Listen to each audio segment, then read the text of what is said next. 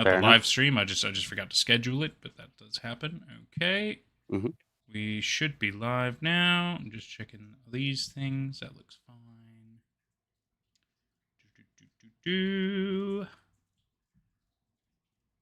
Let's see. I think this is all. Let me just double check that. Yep, that's cool. All right, great. Everything looks like it's working. Can't use my phone, of course, because it's the camera. It doesn't block my chat fully, though, which is good, so I can still see that. Happy days. Happy days, viewers. I should have prepared a post, but I did not do that. I'm going to post on Tumblr now that I've got the link. I guess I could do it real quick. I could. Let me do a bit of this and a bit of that. I'll just... Oh, excuse me. Oh, so rude. Absolutely rude. Oh, God. Right, let me see. Should be. There it is.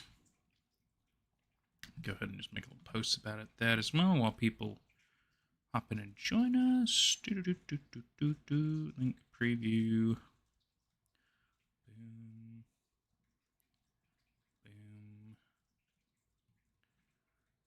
Boom. Tag. At night. Hiding in my home. I'm going to assume it's horror, so I'm going to put horror as well. I believe it's...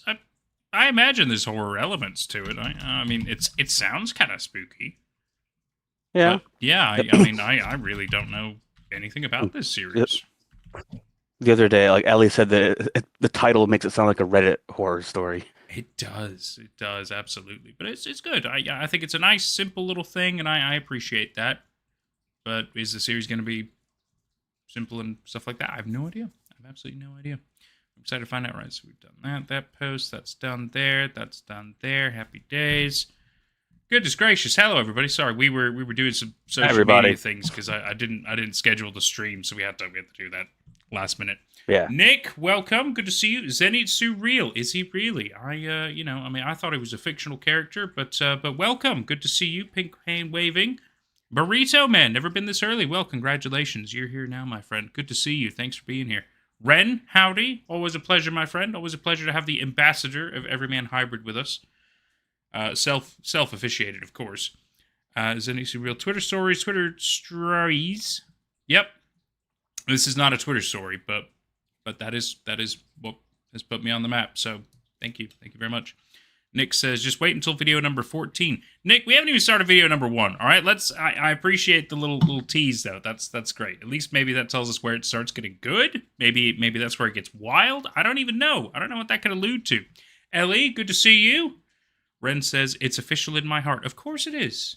And it's official in the Discord server as well, because I think that's only fitting. You know Everyman Hybrid like the back of your hand, and I believe you deserve that kind of a title. You carry it forward. You really do. And Zenitsu says, it autocorrected. Yes. It's weird that it autocorrected it incorrectly, but that's okay. So I'm drinking my knockoff Red Bull. It is time for another Friday, boys and girls. And this week, we're starting a new series to us. It's called Hiding in My Home. It's been recommended, and I don't think it has Slender Man in it. I haven't seen any of it. I haven't looked up anything. All I do for my research with the blind stuff is I pull up the channel, I read their little description thing, and I look at some thumbnails. That's basically what I do. I see if they have a playlist as well. That's about it. Which they do, which is great. I know nothing about this series. I'd never even heard of it. So I'm in this for the blind run. It's great. Yeah. I love blind runs. It's my favorite kind of thing because you could be surprised. You could also be incredibly let down. But I feel like we're going to be fine. Nick says no Slenderman. All right, off to a pretty good start. I mean, I wouldn't have an issue if Slenderman was in it. It's just I didn't think he was. So that's one reason why I picked it. I thought we'd break it up a little bit this week, you know? Ren says, I haven't seen this, so should be interesting. And even Ellie says blind runtime. I like it. We're all going in blind. Except for Nick, of course. Yeah, but that's fine. I think it's good to have at least one person who knows what's going on because then they can help guide us. But this should be pretty straightforward, right? It's videos. What could go wrong? Yeah. I think. Everybody got their food, their drinks. Everybody pretty ready to go, are we? Everybody had a good week? I sure hope so. Jordan's telling me he's been having a good little time. Been educated on Texas Chainsaw Massacre. Excellent news. It's very good. Yeah, Ellie showed me Texas Chainsaw Massacre, which is her favorite movie of all time. And she also showed me the sequel, Texas Chainsaw Massacre 2, which is a completely different movie. Easier to stomach, but really weird movie. Very, very different. Ellie has tea. Excellent. Nick says, I only watch Nightmine's reaction VOD. I'm not surprised to it. I haven't actually seen it. It's in its entirety. Okay. So we're all mostly blind then. Nick, a little less blind than most. That's cool. Ren says, should be straightforward. It's videos, stares at EMH. EMH is not straightforward. It paints itself right away on their channel like it's going to be straightforward, and then like 15 videos in, you have to go read Tumblr posts and go find Twitter things, and you have to do all this homework. There's nothing straightforward with EMH. Not a bad thing, just it's hard to figure out, all the... It'd be cool if it was like, oh, okay, now you finish this part, now you need to go here, now you need to go there. You have to kind of do the homework yourself. It's a lot of that. Which is fine. We had you to help us and Nick, which was great. Because otherwise it would have been, we might even still be on EMH right now if we didn't have your help. I think we would have been so fucking done with it, though. Guillermo Cruz, welcome, my friend. Working on my university homework while watching the stream. Oh, fantastic, my friend. I hope we don't distract you too much, but maybe we'll entertain you and even educate you. Just kidding. We probably will not educate you on stuff, but we might talk random shit, and I hope that's okay. Yeah. That's what I do. Ellie is the Texas Chainsaw Massacre expert. Well, that's fantastic. That's really good. If we ever need any advice on Texas Chainsaw Massacre, I'm going to go straight to Ellie, because I feel like she's going to be the one to go to. I love that. It didn't show when I put the full Texas movie's name. I don't know if it wasn't allowed.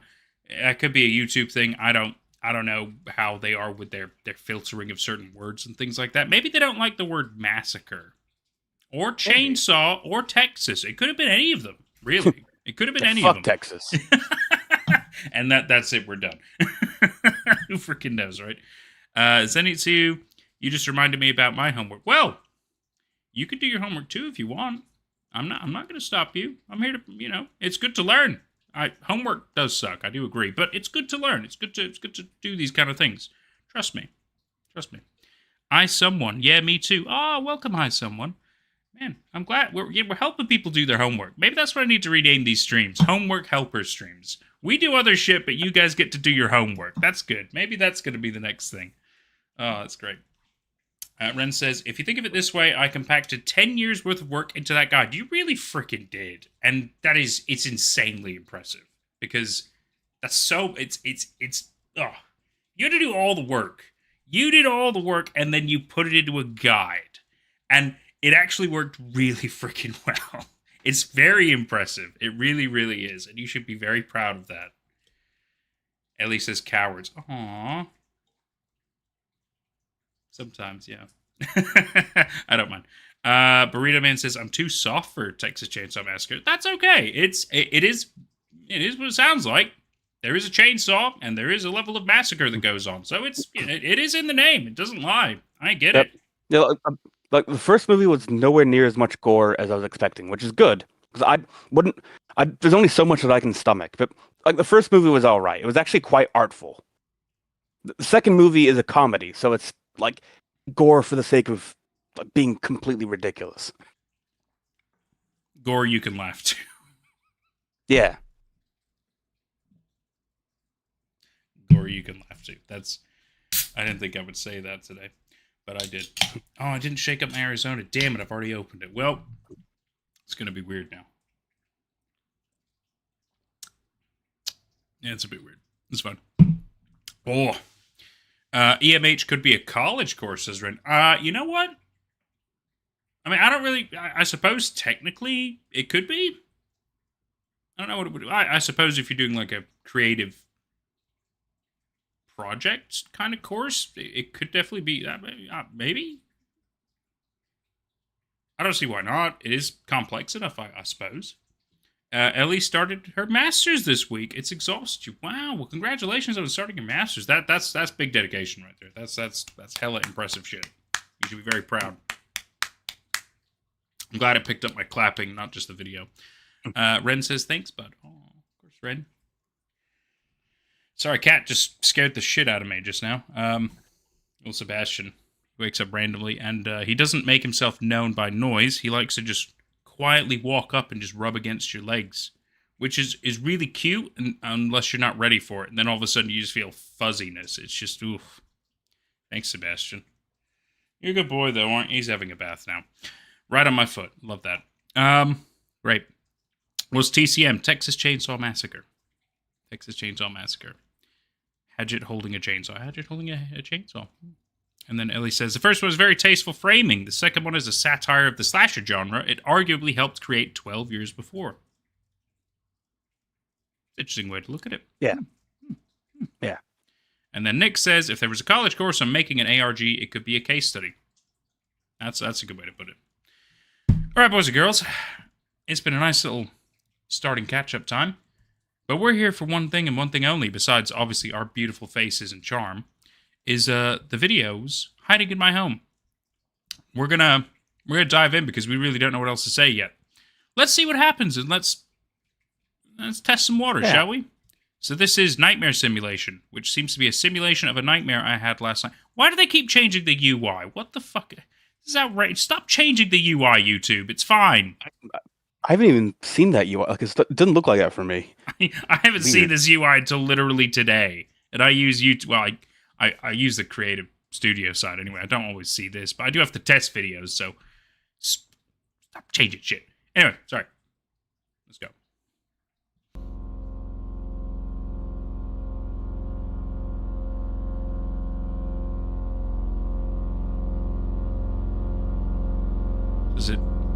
Is that? Yeah, I guess, think so, yeah. It's something strange.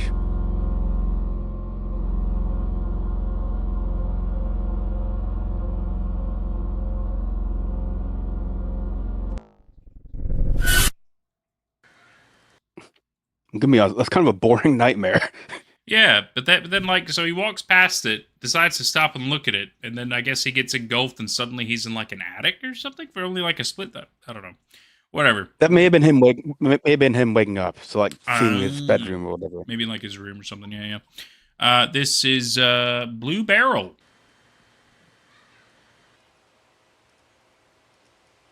I think like the premise of the series is like we're seeing the creator's creative works, but it's still fictionalized. So there's going to be a story to this. I would assume so, right?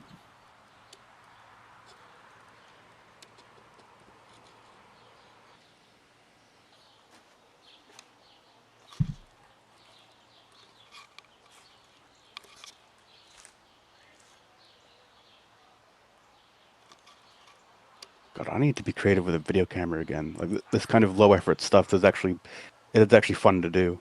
Yeah, I mean, especially with some of the cool shots you can get, it just works, doesn't it? Yeah. I don't mean low effort as an insult. I just mean like this kind of thing. You're just filming your backyard and doing creative cuts. Yeah. It's accessible. Oh, we found a blue barrel. Something like hazardous something on it.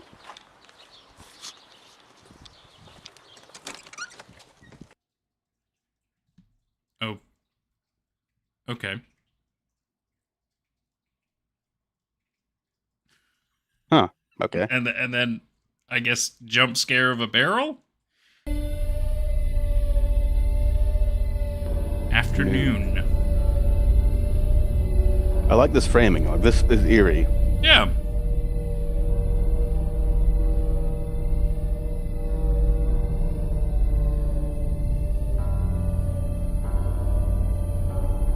Read the descriptions too. Dang it, I didn't know we had to do that. Okay. We will correct that. One of those series. So we're getting like droplets with colors. Yeah, there's a blue one and then a red one. Yeah. You gonna get a yellow one now? Oh no, an angry red one. That was like a pigment onion. Right? Oh, there's kind of weird hell is shadow that? thing going on. Looks like somebody trying to like, they have to pee and they have to like kind of hold it in and wiggle a little bit. I thought that was gonna pull up the description. What the fuck? I pulled up Game Grumps. This video I filmed in the afternoon. Through the door, it looked nice. It always. We should probably go check out the first two descriptions first. That's a fair. Like go in point. sequence. Yeah, that's a fair point. Okay, so let's start with simulations of a nightmare. Please don't ask me for context surrounding the dream, as it makes dreams more likely to be recurring if I talk about them awake. That's it. So you wanted to Okay, show fair enough. us it, because if you talk about it, you'll have it again. Yeah. But showing it doesn't do that? Okay. I mean, it's good to know the rules, I guess. Let's see. Blue Barrel says, something I've been trying to figure out for a long time now is why that's there. Oh, I guess the barrel. But it's not empty, and if it is, supposedly that is not good. What? I'm sorry, I'm confused. So first you claim that it's not empty, but then in the very next part you say, well, and if it is, supposedly that is not good. I'm very confused. You claim it Maybe- is not empty, but then you make a statement as if it's so. I don't know. I have some ideas on that. But, can we like scroll through this video to find that we see the blue barrel and there's a message on it, but we only see it for like a second. Oh yeah. And I'd like to read that message. Absolutely. Attention, container hazardous when empty, not reusable for drinking or food substances. That's interesting. Hazardous Well, when empty. So if it becomes empty, it is hazardous. 'Cause, like I feel like that there can be a logic to that, but I'm trying to think of what, like maybe there's something like I don't know, like it's well, like I mentioned, like just as an example here, if you have like spent radioactive material at the bottom of like a fuel pool, like if you fill that pool with water, it's actually quite fine. It won't the radiation is contained basically by the water, but when the water is gone, the radioactivity can go through air much quicker than through water, and it can spread much further through air. So maybe it's like that kind of thing where that's the first thing I think of. Oh, I mean that makes sense to me. It could be something along those lines. Either way, it just seems like we're establishing rules, right? And I think that's important to do in these kind of things. So this is so the thing that confuses me though. So the first video is a simulation of a nightmare they've had. But then this one, I'm guessing, is not a dream / nightmare they've had. This is just them in their backyard recording stuff and introducing us to a thing that they know and establishing how it works, I suppose. It is a bit random, but it is interesting as well. And I kind of like that because we start immediately with a mystery of like, oh, there's this barrel that is strange and I've always had it and I don't know why. And it's like, okay, well, that's cool. That's fun. Lucky it's... Oh, sorry, you go ahead. So like in terms of the rules that have been established, video 1 establishes the rule of, like, this isn't necessarily a rule, but it establishes the logic of, like, you can show the dreams, but don't talk about them because then they'll happen again. Whereas this one establishes the rule of you don't want this barrel to be empty because then it's dangerous. Like, these are both kind of curious bits of logic that feel like they may be significant in the long run. Yeah, I completely agree. Let's see. The description also says, lucky it's close so I can go visit it every so often. I just need to make sure I don't get strange looks from people nearby. I mean, does that really matter that people look at you strange? Are you a strange person, perhaps? Maybe not a human or something? Weird comment. Maybe they're insecure. Hard to say. Could be very normal. Sometimes I feel like the blue barrel is the only thing keeping me going. It's just hard not going anywhere, you know. So I guess it kind of gives them a purpose as well. Yeah. That's the only thought I had on that. I'm not quite sure. And then, let's see, this strange one as well. So afternoon, the weird door one. This video I filmed in the afternoon. Through the door, it looked nice. It always does, but this time especially, so I thought it deserved its own video. It's hard sometimes. I get blue, then I get red. I tried to communicate that feeling in one video and some other things. I know nobody is watching. It makes me sad sometimes. It would be better if someone did. Then they would know what's happening and they could try to help. I don't want anyone to talk to me. It's more about how they talk to each other and what they talk about. It's really beautiful out there. Why can't I just go out there? Well, I did yesterday. I'm also like, the series is titled Hiding in My Home. So we have a character who stays in their home. They only go out to visit this blue barrel. But so like there's kind of a theme going on here of it's somebody who doesn't like to leave their home for whatever reason, and maybe we'll find out or be able to interpret why. Yeah. Oh, Zenitsu who says DOT is a pipeline company. Interesting. I mean, I believe they mostly work in oil and things of that nature, but I suppose anything can go through pipes, so I suppose they could have worked. Could radiation... radioactive material, I guess it depends, right? Like, I don't think uranium can go through pipes. I think they have to transport that in a very specific manner because it could be very very dangerous. Yeah, I don't think it's actually a radioactive thing. That's just the first thing I could think of that was anything like that. Oh, of course, yeah. And I like I said, it makes sense to me. But we could be talking about, yet again, a completely made-up substance or something. We obviously don't know, do we? But then there's also the metaphorical potential. There's this idea of like it's this fear of like you've got to be full of like social experiences because if you're empty, then you're depressed and you might get unstable. You might act more dangerous or lash out or something like that.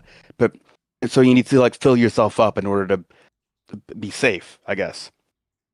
There's a lot of things that like it could be a metaphor for. Like a metaphor for an actual person. Interesting. I like that.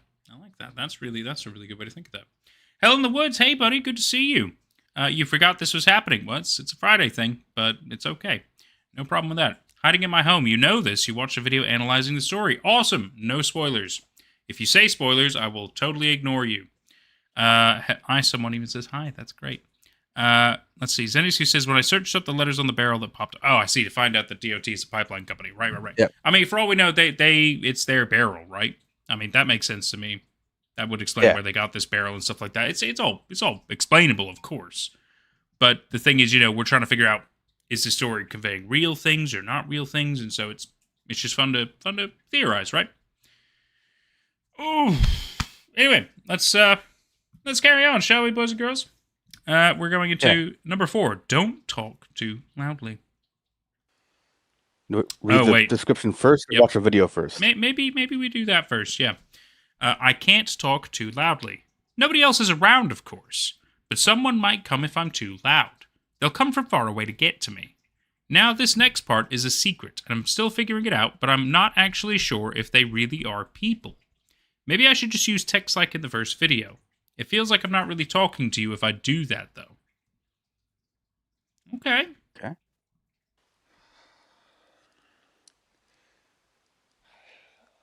So it seems like they think maybe their neighbors are not normal people. Or people at all. Turn up the volume for this one. Okay, gotcha. It didn't mention neighbors, but there's something that want to be quiet about.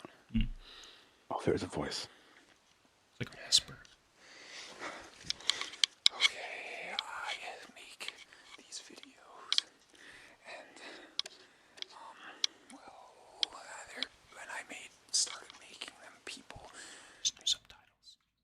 Yeah, I wish there were subtitles. I know, right? He's still talking. They want to chase me. They want to follow me. So it's different kinds of people.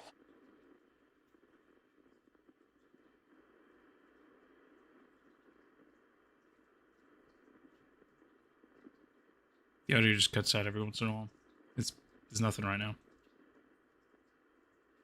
But I didn't mute it. Oh, there's like a little noise.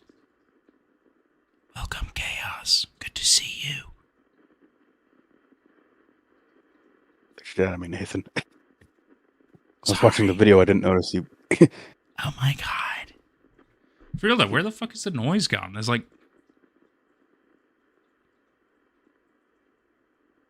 What's he doing? Maybe he's looking for what made the noise.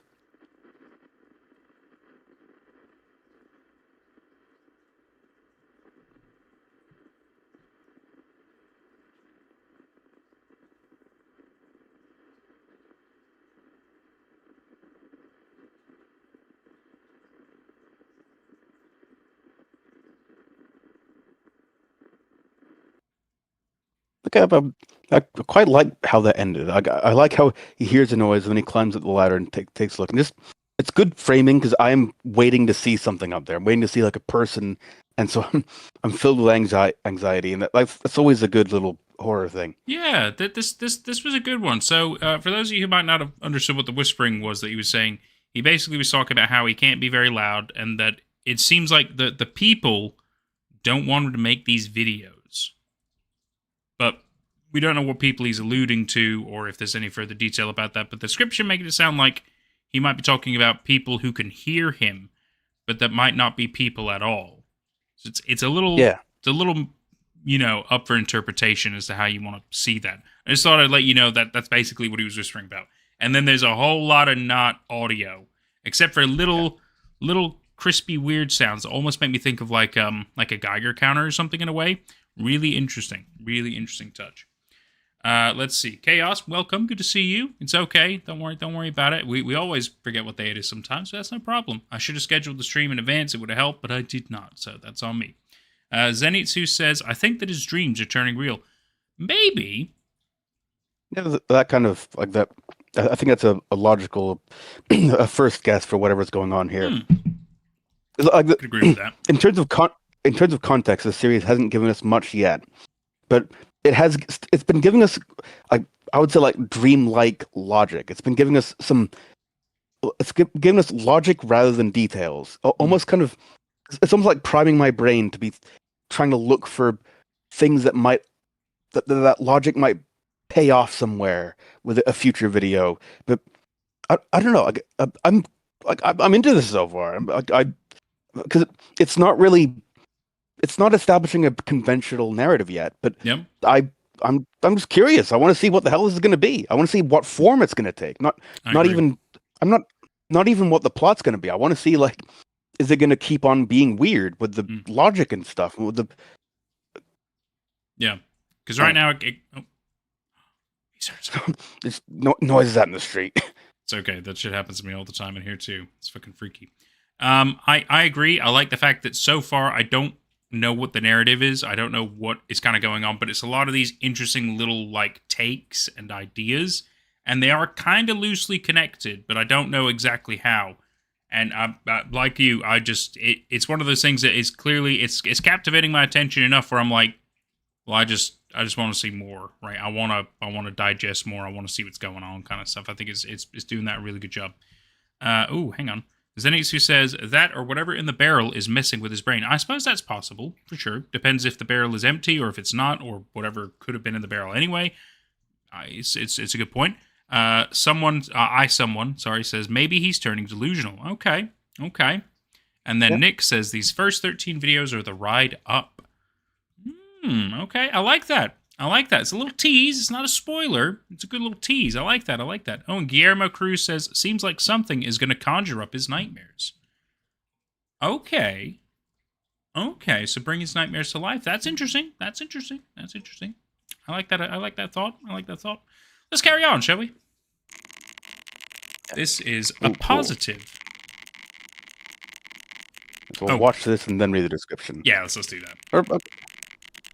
Because we already started and I'm kind of intrigued. There's a Filiark video that had this kind of jittery effect. It's cool. It's very nice. Stars with dust. Very artsy. Yeah.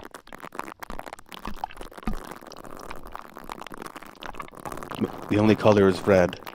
Yeah.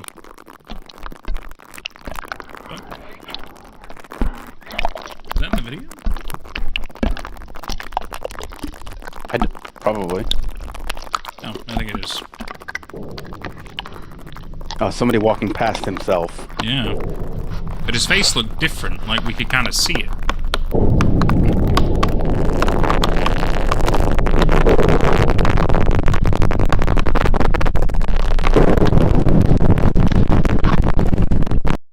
There's like a spider web in there as well.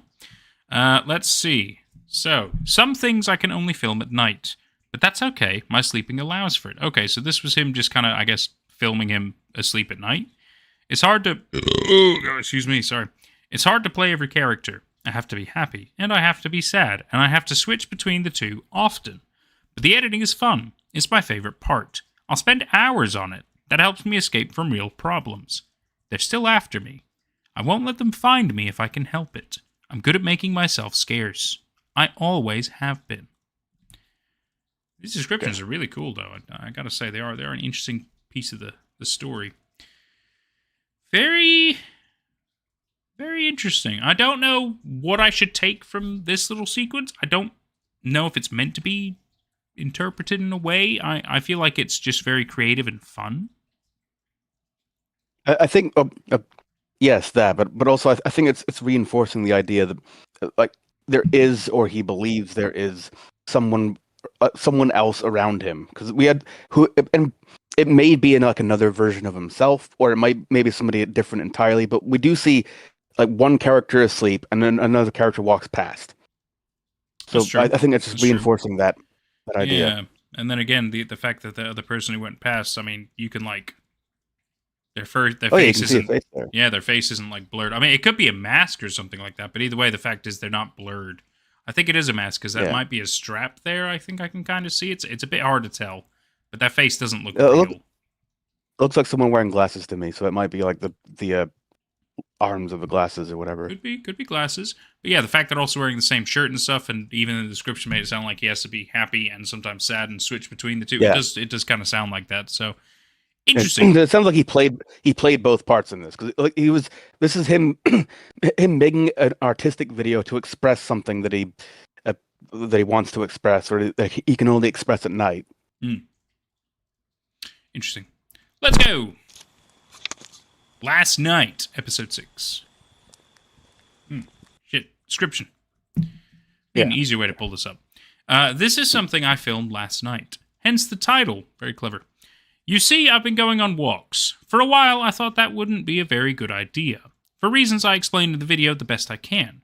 But you have no idea how isolating it's been. Being in my position, it takes its toll on me. It does. I had to get out. Honestly, it's been making me think of how I used to be able to live so far today, and it's made me sad, even though it made me feel liberated yesterday. I may not do it again until I can handle the psychological fallout. Walking around, wondering if I might meet someone or something. It was a rush, even just the once. I'm safe though, and that's what matters. Thanks for the modest Twitter following. That's made me happy. It's kind of surreal too. They have Twitter. Oh, I hope we don't have to dive into Twitter posts and shit. Oh. Yeah, I hope not as well. I'm fine with just the videos. Yeah, I hope we didn't delve into some hardcore ARG. Guess we'll fucking find out though, won't we? Okay, Nick also says, listen closely on this one. Why don't they have subtitles? Even the auto-generated would be good. Okay, I'm going to go ahead and turn you guys up a little bit there. Make sure that's all there. Okay, here we go.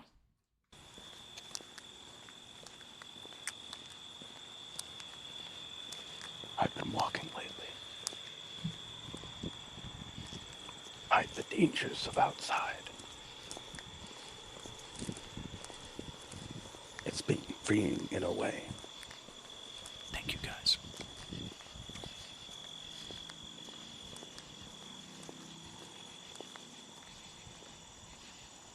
I can't speak, though. Even in a whisper.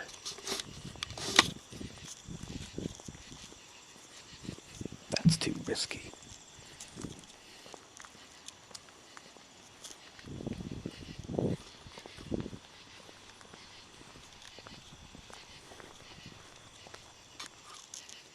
I hear someone else's footsteps. That's what I thought. Am I being vague? Oh, yes, you are being vague.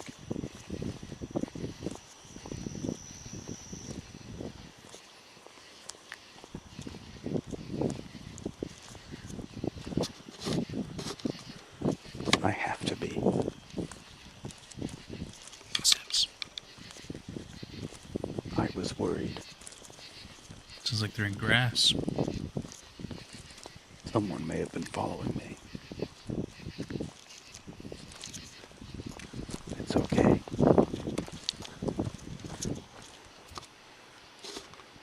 I made it home safely.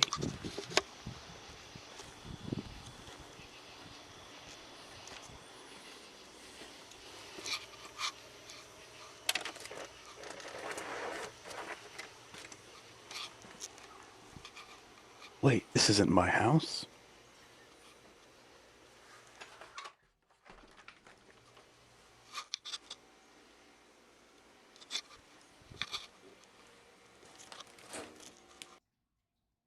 Okay, Okay. interesting. Ooh, Let's see the description. episode 7. During the times recently when I was taking walks and getting out of my house on occasion, I felt great liberation, but it was fleeting. Look at the birds. They can move anywhere they want to, whenever they want to. I can't. That reality has been weighing on me.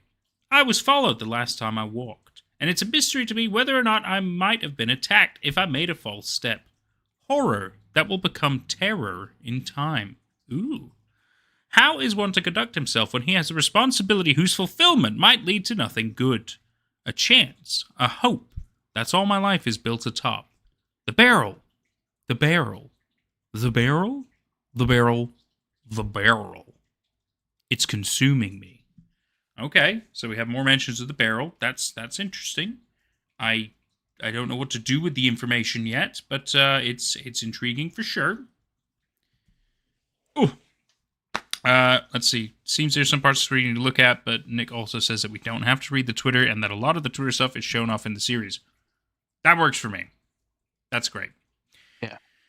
Okay, everybody. So this is contemplating sadness, terror, and ostracization. Is that the right ostracization? Because it's ostracize, isn't it? Ostracization. Yeah. It's a weird sounding word.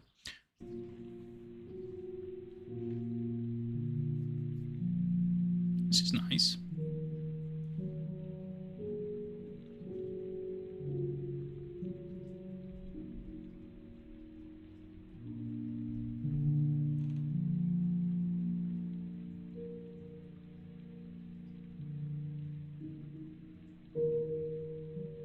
Oh.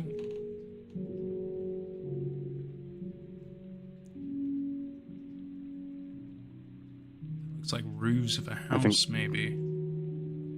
I think we're viewing this through a window. That's my guess. Oh, interesting thought.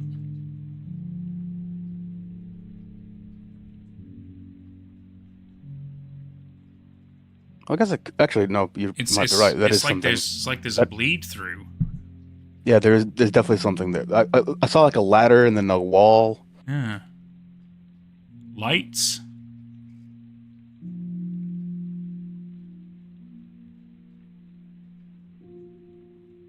How do I open you? You okay, Sebastian? This cat. This cat just scared the shit out of me. Okay, so I'm sorry to stop this.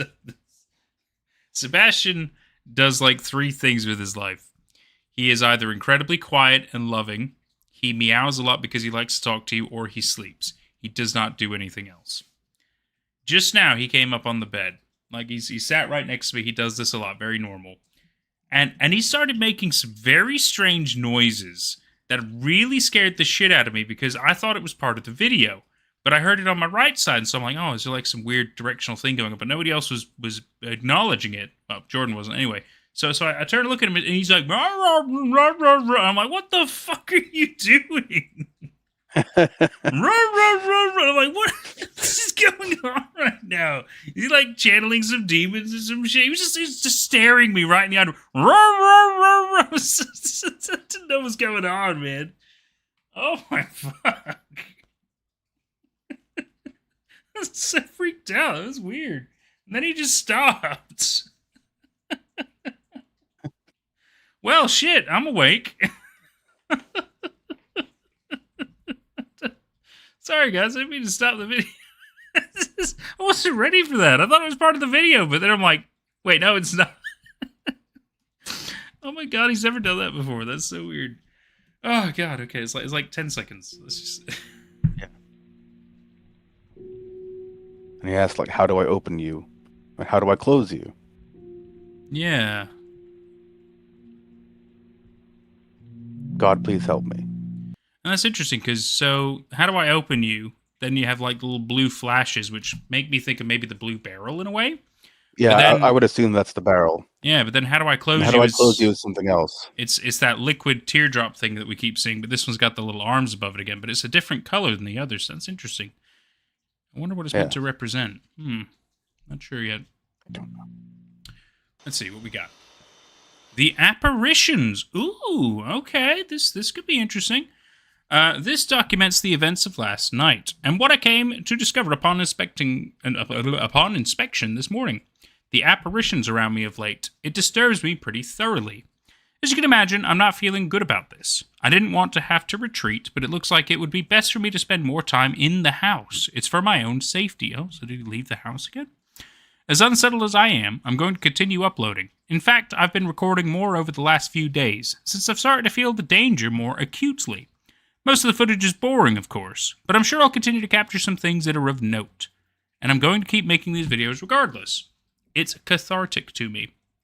Therapeutic. I need that at the moment. As for the end of this video, some people have contacted me over my Twitter account and told me they don't believe I'm really in any danger. They think I'm fabricating this, which could not be further from the truth. We could get some juicy stuff here. Sure. Apparitions.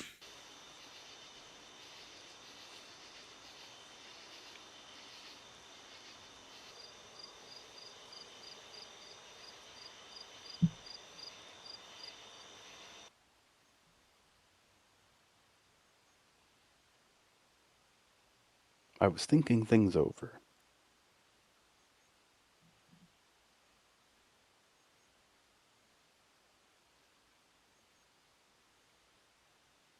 And I thought I heard something.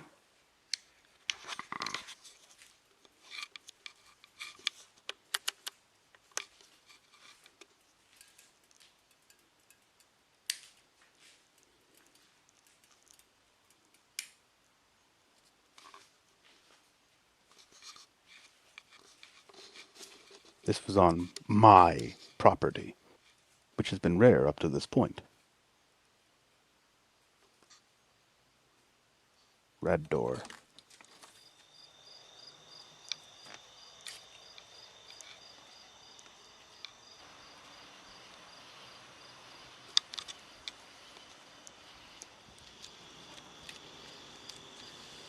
I think I need to spend more time in the house.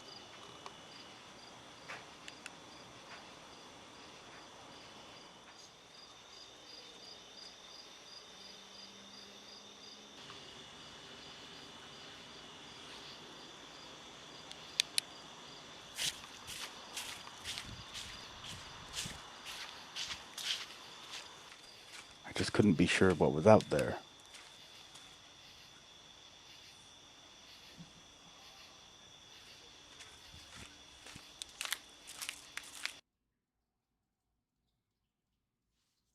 I stayed away until morning.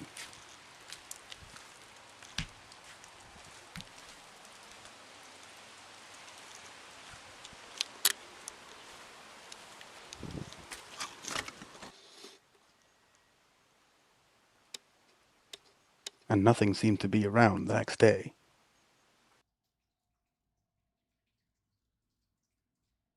I was tired, but I had to look closer.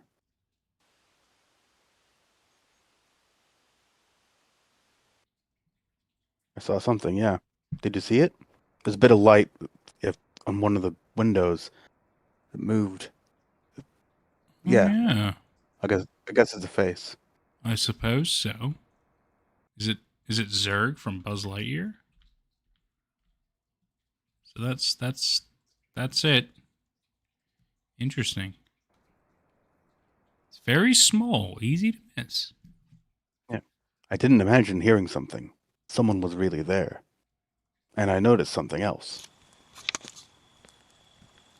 In addition to footsteps being audible last night.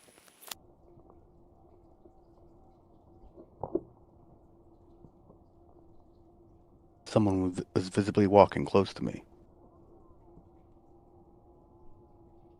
I mean, Are you sure? like that by it, and also that by itself isn't really a like it's a public place.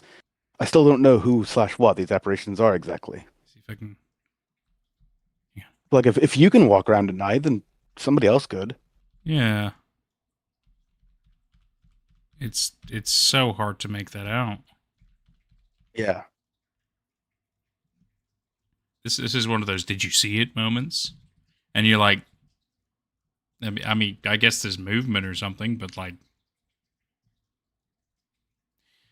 we can't ignore the. Oh, you guys are saying it looks like the black smoke. Okay, so you mean like this area? Why didn't he move it more over here then? I'm thinking he's looking at something over here, but maybe you mean this. I think no, I think he is looking at the white figure there. So Because I think that's the thing that was moving. okay. But it's hard to tell because it's all very blurry and this is far away. Even going frame by frame, it's really. So I'm going frame by frame right now, and it's very hard to tell. Oh yeah, okay. So you can see that the white does seem to kind of shift there.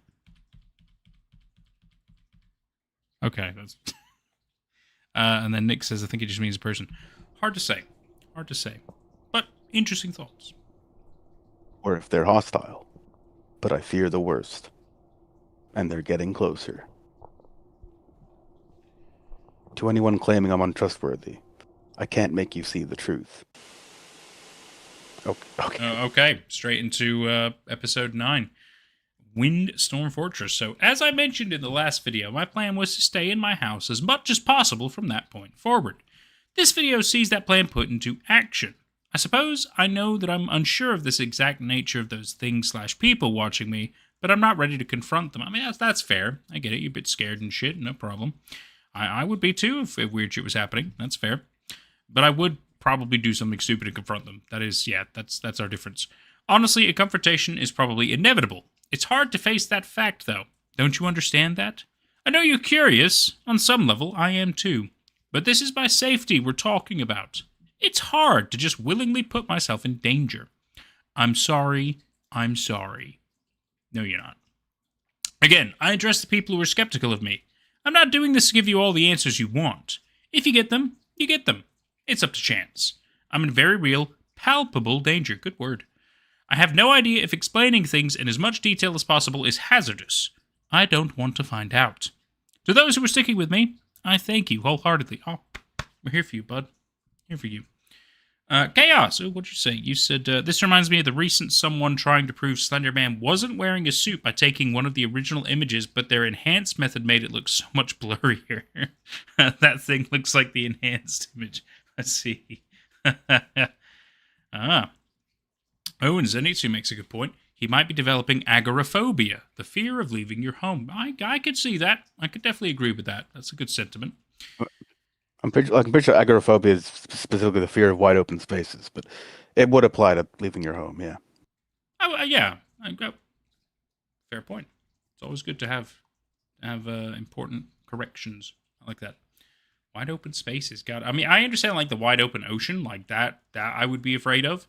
But wide open, like a field or something, I wouldn't be afraid of that. I guess it depends, right? You don't have the phobia then. That's true. That's true. I do not have that specific phobia. Nick says, just to be clear, Slenderman very clearly was wearing a suit in the initial images of him. I'm pretty sure he was. Yes. Yeah, I'm pretty sure because it was like the whole like, point of the design with kids and yeah. stuff. Yeah, and it had playground and shit like that. I remember. Yeah. Someone even says, "Oh, I've seen that." And I did hear some good trivia about the Marble Hornets Rosswood credits video came out this week. Troy put it on his Gramboko YouTube channel, and through the credits video, it revealed that the operator was played by the guy who played that blonde drunk guy. Really fun trivia. Oh, that's fun. Oh, I'm glad he got to do more stuff. That's great. That's so fun. Okay, Windstorm Fortress, episode 9.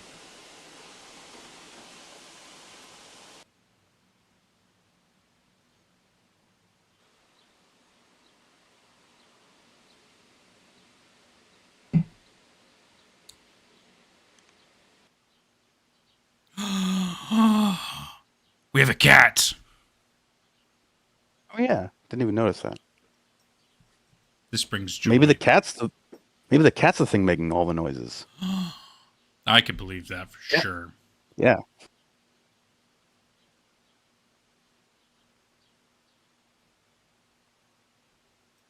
A VHS player. DVD player. Good setup.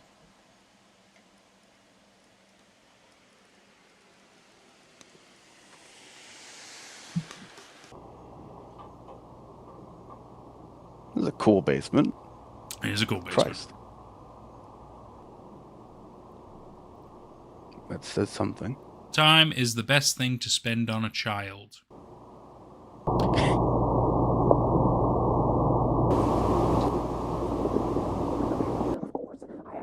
I love this basement.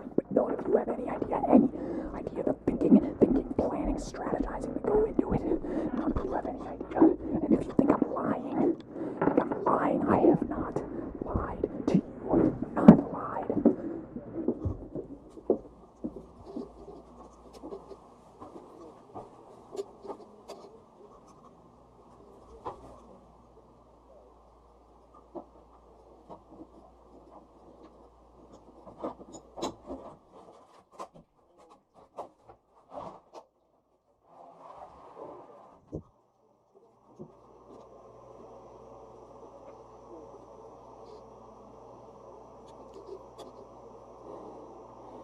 That could just be a cat. Could be anything.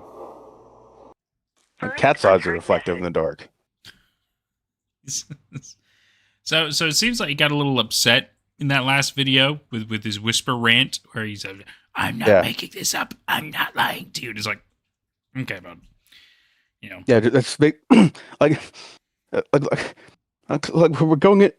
I'm going into this with knowing that it's fiction, so I'm not going to doubt that in the fiction it's really happening. Yeah, but of course. The more he talks about it, the more suspicious I do get. Nick says, he also said, I've been thinking about planning, strategizing. Fair point. Zenitsu says, I picked up, they think I'm lying, but I'm not. That's right. Yep. They could be family and friends. It could be, or it could be the people online as well. I think it could be a number of things, right? Let's see. Nick says, Nate has just had an experience with a cat making noises. Yes, but it was only freaky because it was a new noise. That I was not ready for. Chaos says, there's a desperation in the franticness that would make him easy to dismiss as a knee-jerk reaction because genuinely could go either way. True. Very true. Yeah. And then someone says, the two eyes looked way too static to be something. Oh, no, of course. I feel like they were graphically put on there or something like that, so it's fine. But it works for the narrative. It's fun. It's a little silly and everything. We'll see what happens, right? Maybe it's going to get fucking wild. Who knows? Maybe we're just getting teases of little things for now. And it's like, oh, by the way, boom, like, who fucking knows what's going to happen? Because we're on 10. And Nick said, like, I think 14 episodes. And then, like, it gets, stuff happens. So we're almost there. Almost there. Let's do our description. Oh, sorry. Go ahead. And I'll just state again, like, I kind of love his basement. It's a really good, like, industrial looking, kind of creepy looking basement. Just a good basement for this kind of series. Dude, I mean, if we had a basement like that, you kidding me? We would definitely be fucking filming stuff in there. That'd be amazing. We need some good locations. That's what we need. Let's see. This is episode 10. It's not my fault. I'm continuing to stay inside. I haven't gone outside in, I think, 5 days. That is a very strange sentence, but I think I understand you. You haven't gone outside in 5 days. Thank you. Yeah. I still feel them approaching. I don't know. I can't know. I worry what will happen, but I won't submit to them if that's what they want. I'll suffer more if necessary. I don't know what I did to deserve all this. I'm making this video to tell you that these things, this situation, I didn't cause it. How do you know? How do you know? It sounds like that makes it sound like there's more to this that he's not telling, that he could tell, but he's not ready to tell yet. We're only seeing the snippets he's showing us, exactly. And now I have to miss get-togethers, appointments, things I would have otherwise enjoyed and found helpful. Do I deserve this? I mean, I don't know if you deserve it, but you could be the cause of it. Just saying. I could be wrong, though. It's just my opinion. But maybe he opened up the barrel and caused the curse on his bloodline. Maybe he slurped the forbidden Kool-Aid from the barrel. Yeah, who knows? Maybe. It's Not My Fault, episode 10. Hi there, it's Dr. I'm just checking in since you didn't come in for your appointment today. I know a few weeks ago you had to take Trevor to the vet, so if it's a related reason this time, I hope everything's okay. If you'd like to reschedule, I could have you on Thursday at 3:30 as I've had a cancellation.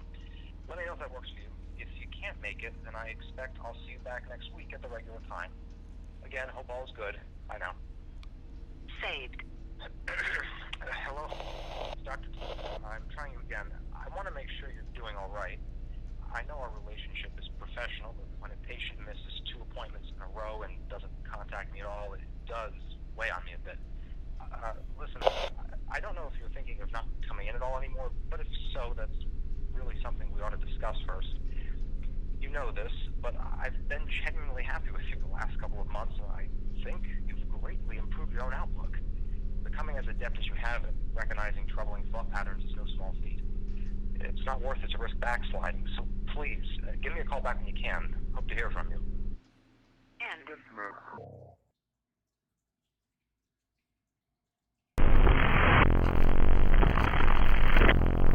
He looms under the foundation, invisible, detectable. As for death, I find it a more remote danger. So something scares him more than death. Something under the foundation.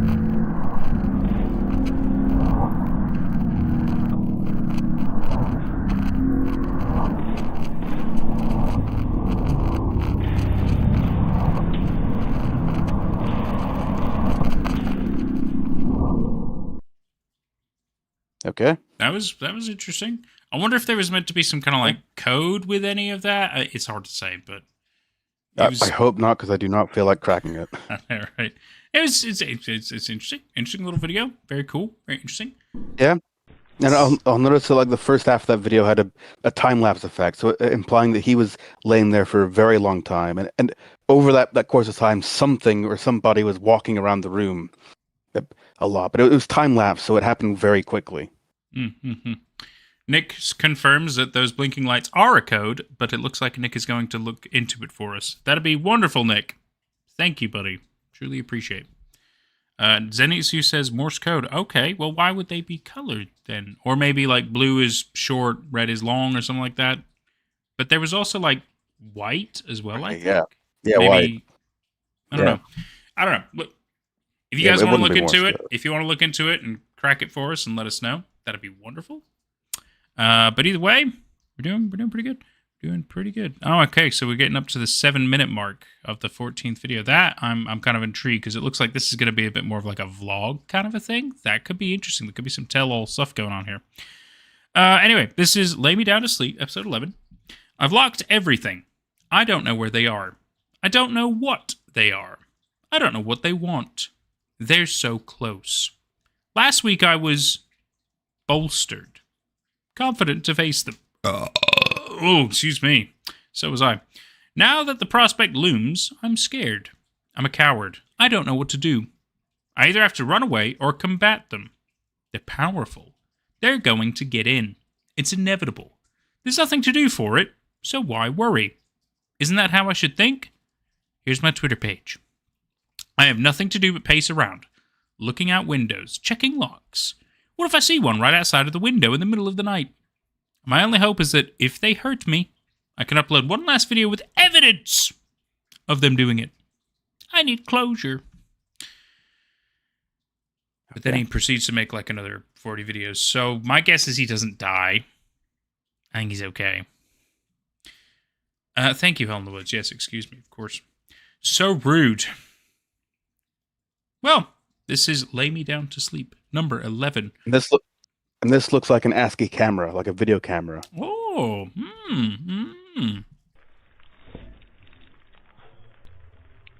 And that'll be a light then. It's like a light, yeah. That's cool. I like that.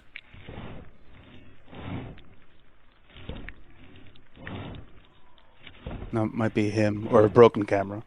Or light, broken light. Oh, yeah. Oh.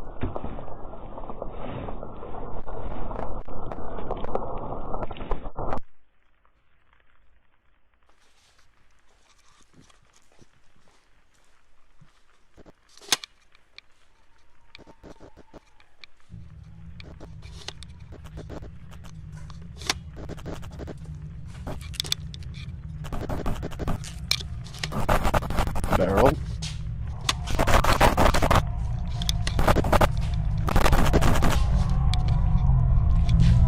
Creaky noise.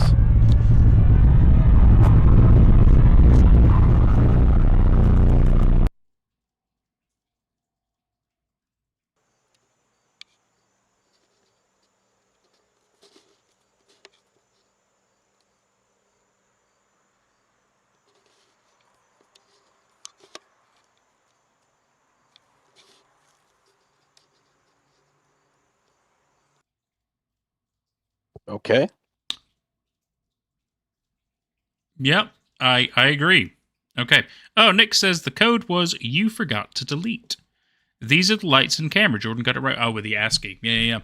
That was cool. I like that little ASCII setup. I thought that was really cool.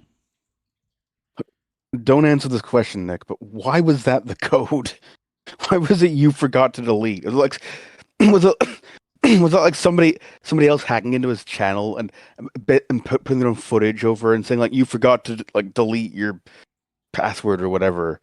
But, it wouldn't make sense. But I don't know. Like who's you? But anyway. True. Well, it could be like a to the art kind of a thing, right? Like somebody else is talking to him through the videos or something. And Hell in the Woods says poop, maybe rotten carrots. They could be. I don't really know exactly what these things are. They look like pipes to me, like bits of a pipe or something. Maybe. It's just weird. There's like 5 of them here. It's a weird little thing. Maybe the point is he's found something that wasn't there before. Maybe that's what he's trying to allude to. Like the way that I take, like, I don't think that these things on the screen right now are significant. I think what's significant is whatever was around the corner. Well, he didn't see any, or I didn't see anything, but he was looking because he was trying to look for something, and he's this is just him ducking back behind the corner. He's got to point the camera somewhere, so he's pointing it at whatever's on the ground. Yeah. Maybe he was just keeping an eye out for like any neighbors or something like that. He does seem to kind of do some spying on that, doesn't he? But you're right. It was the zooming in, and it does look like he's looking for something, or maybe he heard something. It is hard to say. Hard to say for sure. Because he's still, like, all his descriptions, he's trying to, like, he's fearing, but he was also a little bit ready for, like, confronting whatever noises he's hearing. So it's like it's building up to the reveal of something. Agreed. So this seems like it was a live thing. Yeah, because there was a live chat reply and everything. So this was a no, we don't need to see all that. So this was a premiere on 7th September 2020. Interesting. So this is Unsimulated Nightmare, which is 12. Infinite Reign, Healthy Spirit, Freedom, Limitless Boundaries, Joyous Material, Consequential, Evil, Traitorous, Heaven, Uninvited, Listlessness, Everyday Horror, Inadvertent, Stationary, Dormant Belief, Notwithstanding, Midwife. I get the feeling there's certain words in here that matter. Either that or this is purely for SEO, but it does seem like there might be. Like, I was looking at like, the first initials of everything, but it's not. Certain words are capitalized. Capitalized, yeah. So I wonder if it's that. Let me see. Infinite. Infinite and traitorous be it. And then stationary S. Okay, we'll go with your logic. So ITS H A P. So it P again, maybe happened. E N It's happened. E D. So it's happened. A N D. It's happened and T H E R E. It's happened and there. S. So there's. It's happened and there's. No. NOTHING. Nothing. YOU. Is there a H? Was there? Yeah, there was. Hearth. Nothing. Nothing. U. YOU. CANDO. So it's happened, and there's nothing you can do. Okay. Did he spell? Oh, there was a YOU. I thought I only noticed the U. Did he just randomly say U with just the letter U? But no. Okay. Okay. So something has happened, and there's nothing we can do. Let's go. Yeah. unsimulated nightmare.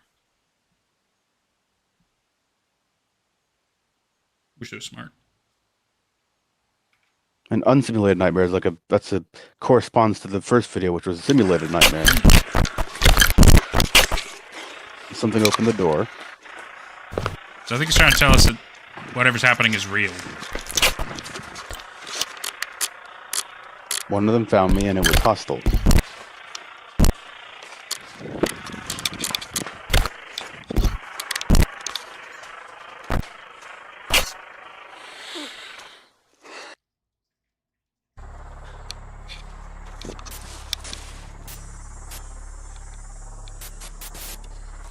The barrel.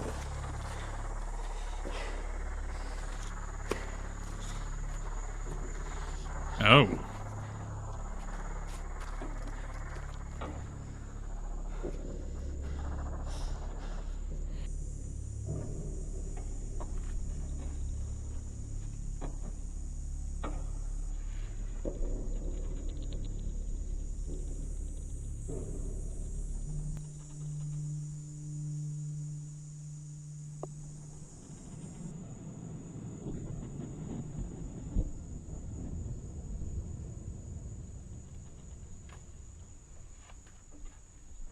We're not sure why he's injured Hell in the Woods. We just know that it looks like he's been attacked. By maybe the hostile thing that's been following him. Or watching him, or whatever those things are. He keeps saying they're there, but we've seen very little of it. Yeah.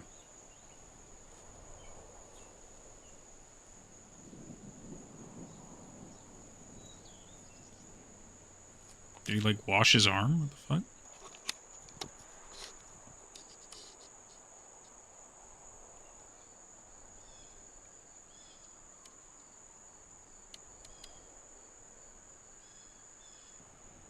Oh, you're guessing stuff. Gotcha.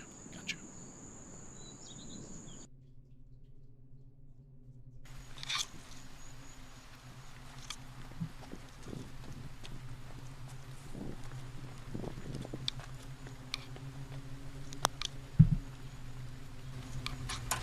Cat. Cat!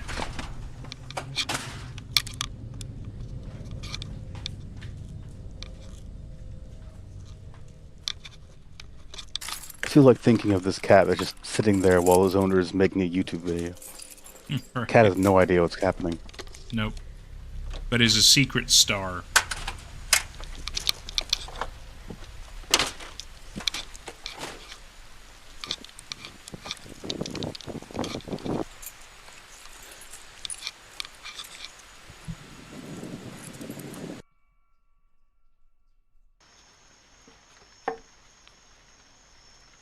Whose condo is shattered, opened or shattered something.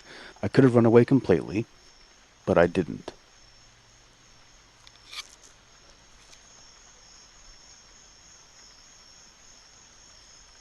I'm so close. I can open it. I just need the right moment. Has he got like a timer going on his phone? Just a little more time. Just for that little moment, you can kind of see a bit of his phone screen. It looks like he got some kind of a timer running. Oh, yeah. Well, he says that he's waiting for the right time, so maybe the timer is for that. Yeah, 8:02. Just want to confirm it goes down. Hard to say. I thought it would have gone. Unless it's 8:03 at one point. Let me see. Let's check. I think that is 8:03, so then it goes down to 8:02 when we could just about see it. So yeah, it does seem to be some kind of a timer. Strange. Very interesting. Okay. So something is going on. Okay. This is 13, which is just a bunch of 13s and that. Is there 13 of them? 1, 2, 3, 4, 5, 6, 7, 8, 9, 10, 11, 12, 13, 14. There's 14 of these. We've been lied to. And it doesn't look like a code. It just looks like a cool little thing. Yeah, it's kind of weird. It is kind of weird. Anyway, this is 13. No sound so far. Captions, nope. He's trying to open something, I think. Ah, he's at the barrel. Yes. Barrel.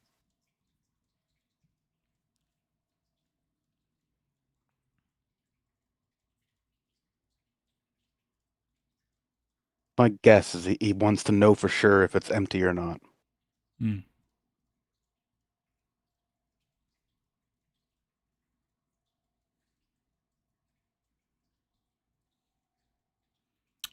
Now he's like running. Running away from where he was. I don't know if he maybe he did fully open it and then something just scared him, or maybe there was a smell or something. I'm not sure. Or he didn't like what he saw. Hmm. Like maybe it was empty, which is bad. So it was like proof for him that To he leave. shouldn't stick around. Hmm. Yeah. I feel you on that, Chaos. But yeah, no, it's just there's no sound. It's just what it is. Hey! Oh, there's sound.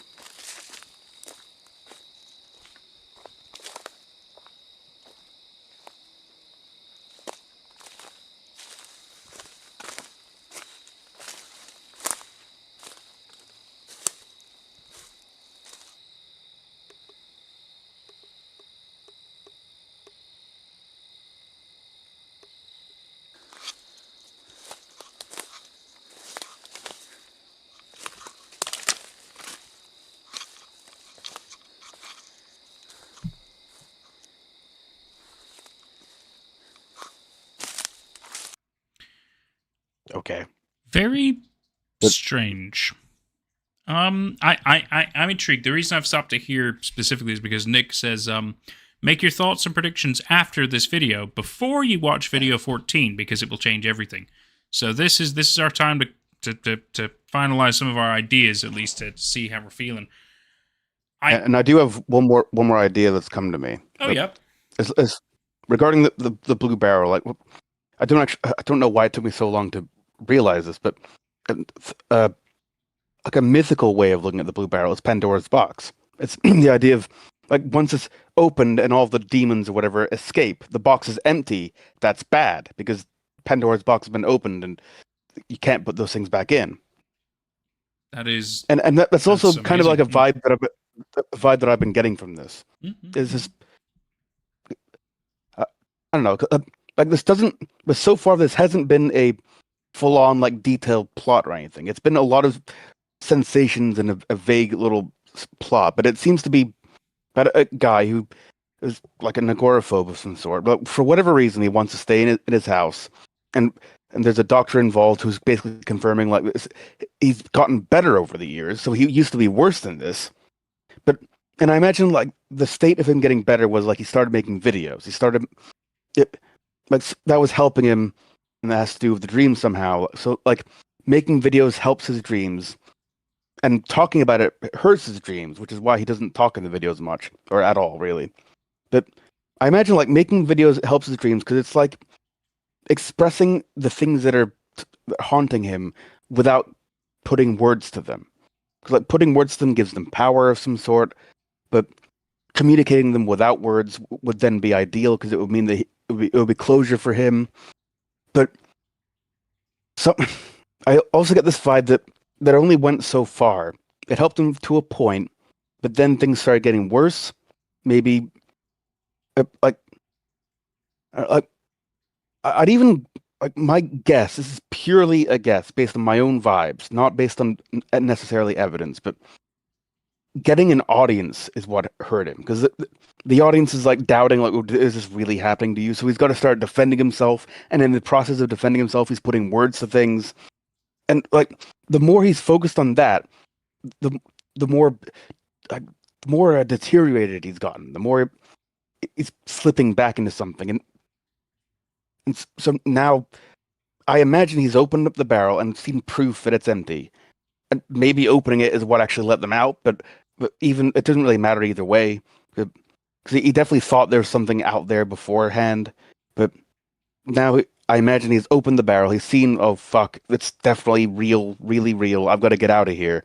And so this video was him escaping, for some reason. And so if there's going to be plot from here, it might be like giving clarity on some of these points. That's my thoughts so far.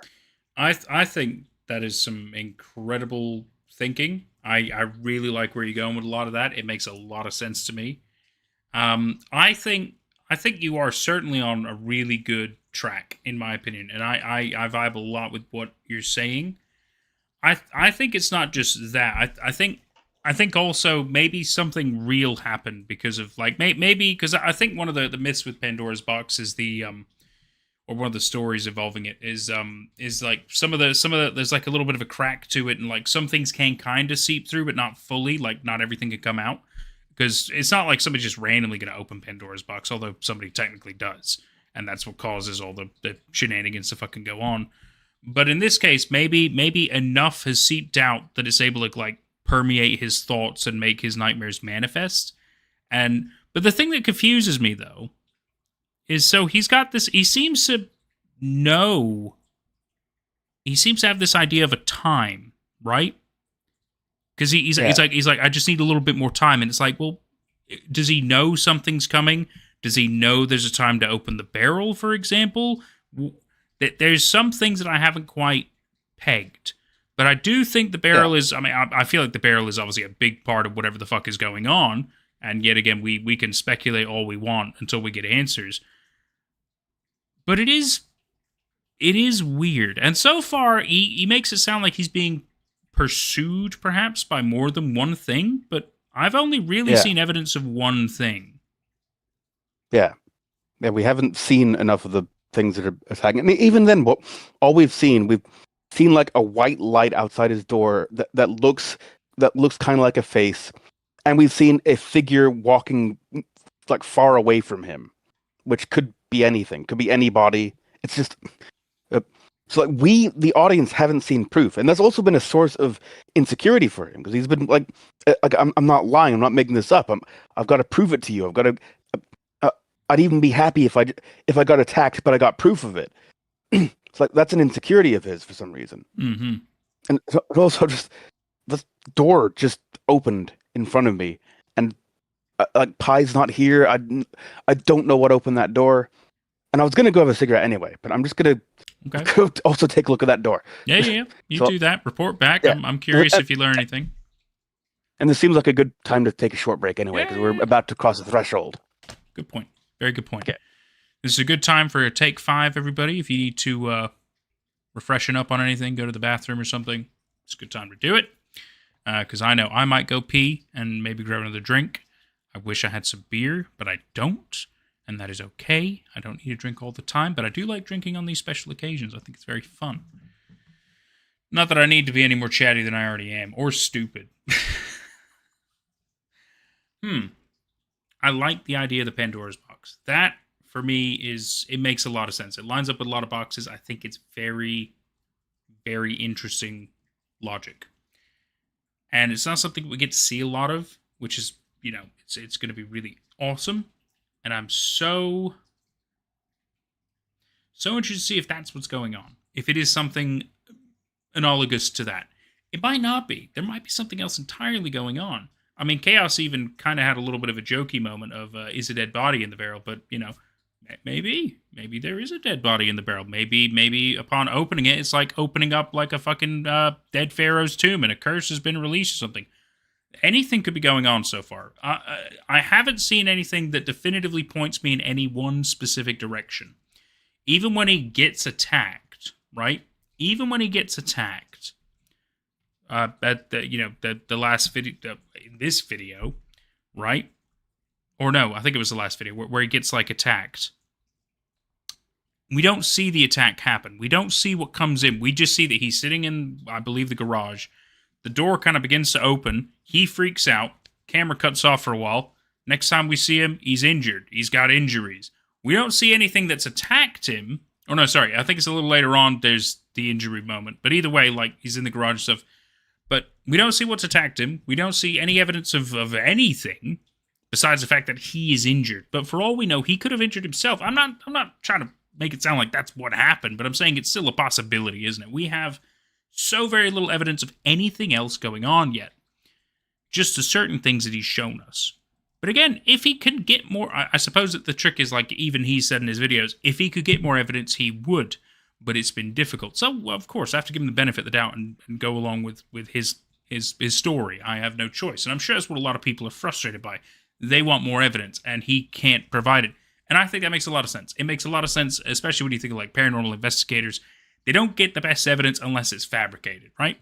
Which sucks. But that doesn't mean that you can't get good evidence with it without it being fabricated or real or whatever. Like, of course, they could. It's possible, but it's not like they can predict it. They have no idea when it's going to happen or anything. It's out of their control entirely. But they want to get the good evidence. They want to get that big proof that puts them on the map and proves it goes to real once and for all, or supernatural entities and stuff. Of course, they want that, but nobody has definitive proof. So it still fits in a lot of camps.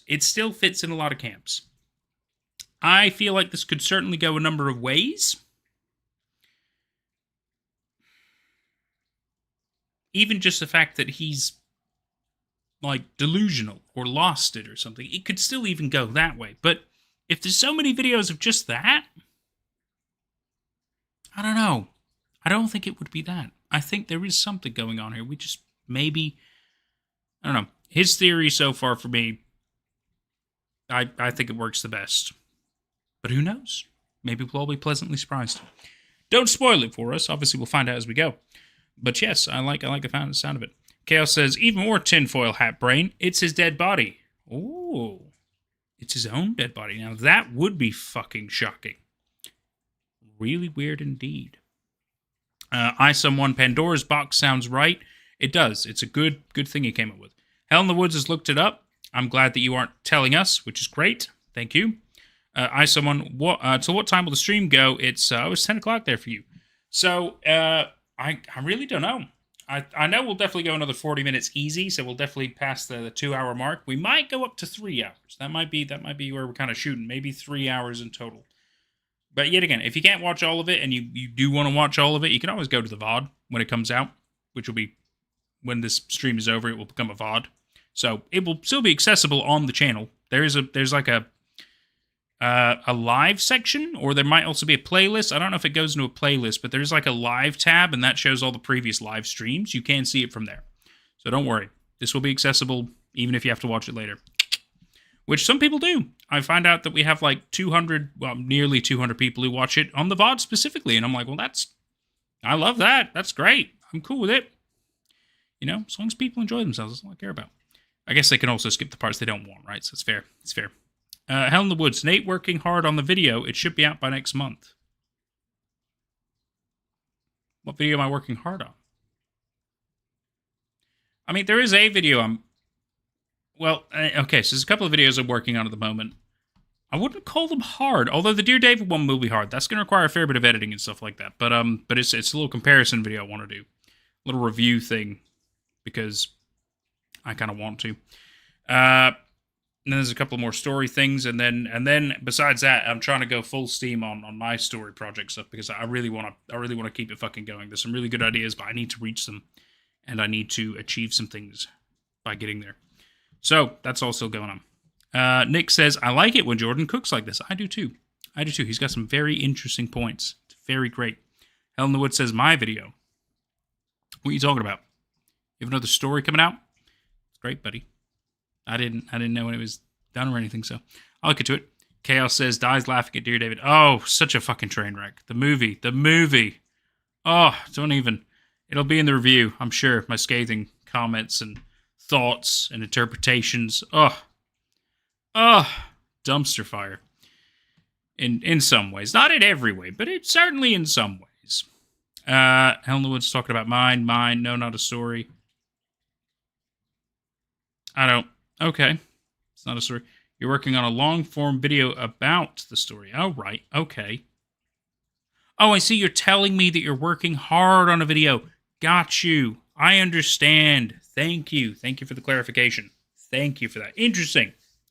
Well, let me know. Really curious about that. That'll be interesting to hear your thoughts and ideas and what else you got going on. Right.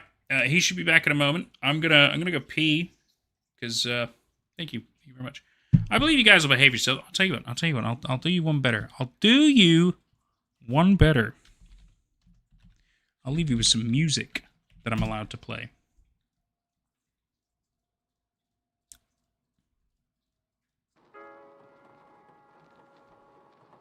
Watched Victorious back in the day, the Nickelodeon show. Watched like a little bit of it. The parents are leaving us unsupervised. Yeah, but you get some music as well. You'll be fine. Jordan will be back in a bit. Don't worry. And I can hear when he comes back. I'll keep these on me. So anyway, have a little bit of lo-fi music. Chill out, guys. I don't know if I could just have just a chat-only thing. I guess I should add that as a scene at one point. That could be a cool idea. I need to fuck around with some of this, really. Okay. See you in a little bit. I'm gonna go grab a drink and pee. I'm gonna disappear into his curtain now.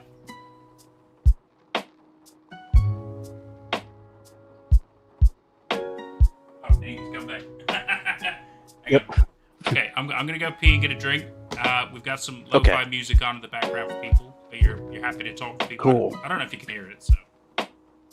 I can just about hear it. All right, cool. Yeah. We're talking theories. We all like your ideas so far. Cool. Thank you, everybody.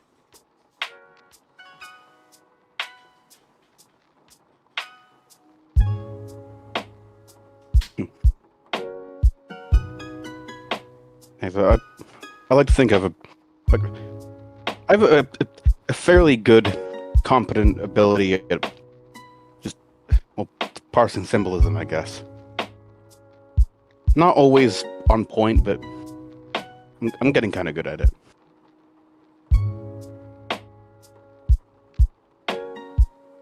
And I did have another thought.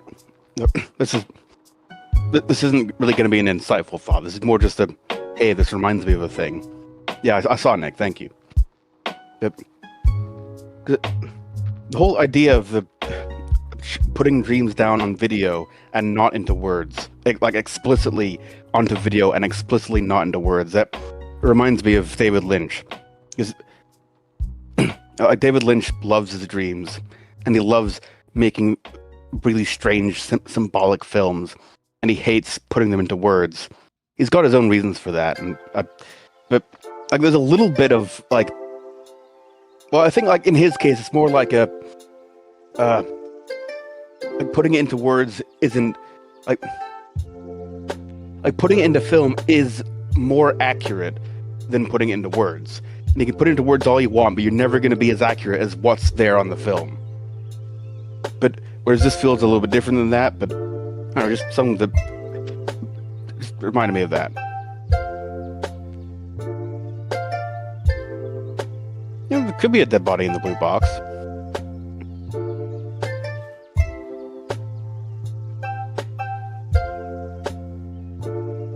I don't know, like truthfully, like we haven't gotten enough information to deduce a solid idea, but or like a detail. We haven't gotten enough information to speculate on the details of what's inside the blue box. But so instead, we've been left with a lot of like logic and a lot of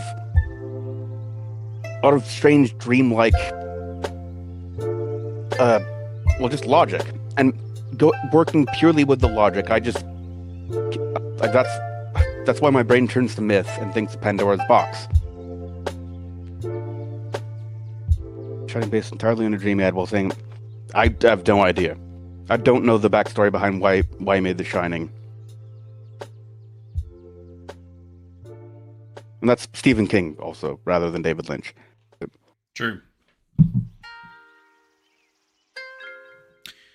That lo-fi generator is pretty sweet. I do like that. A little bit of chill, stream-friendly music. Always good, because it's completely made up on the spot. It's pretty cool.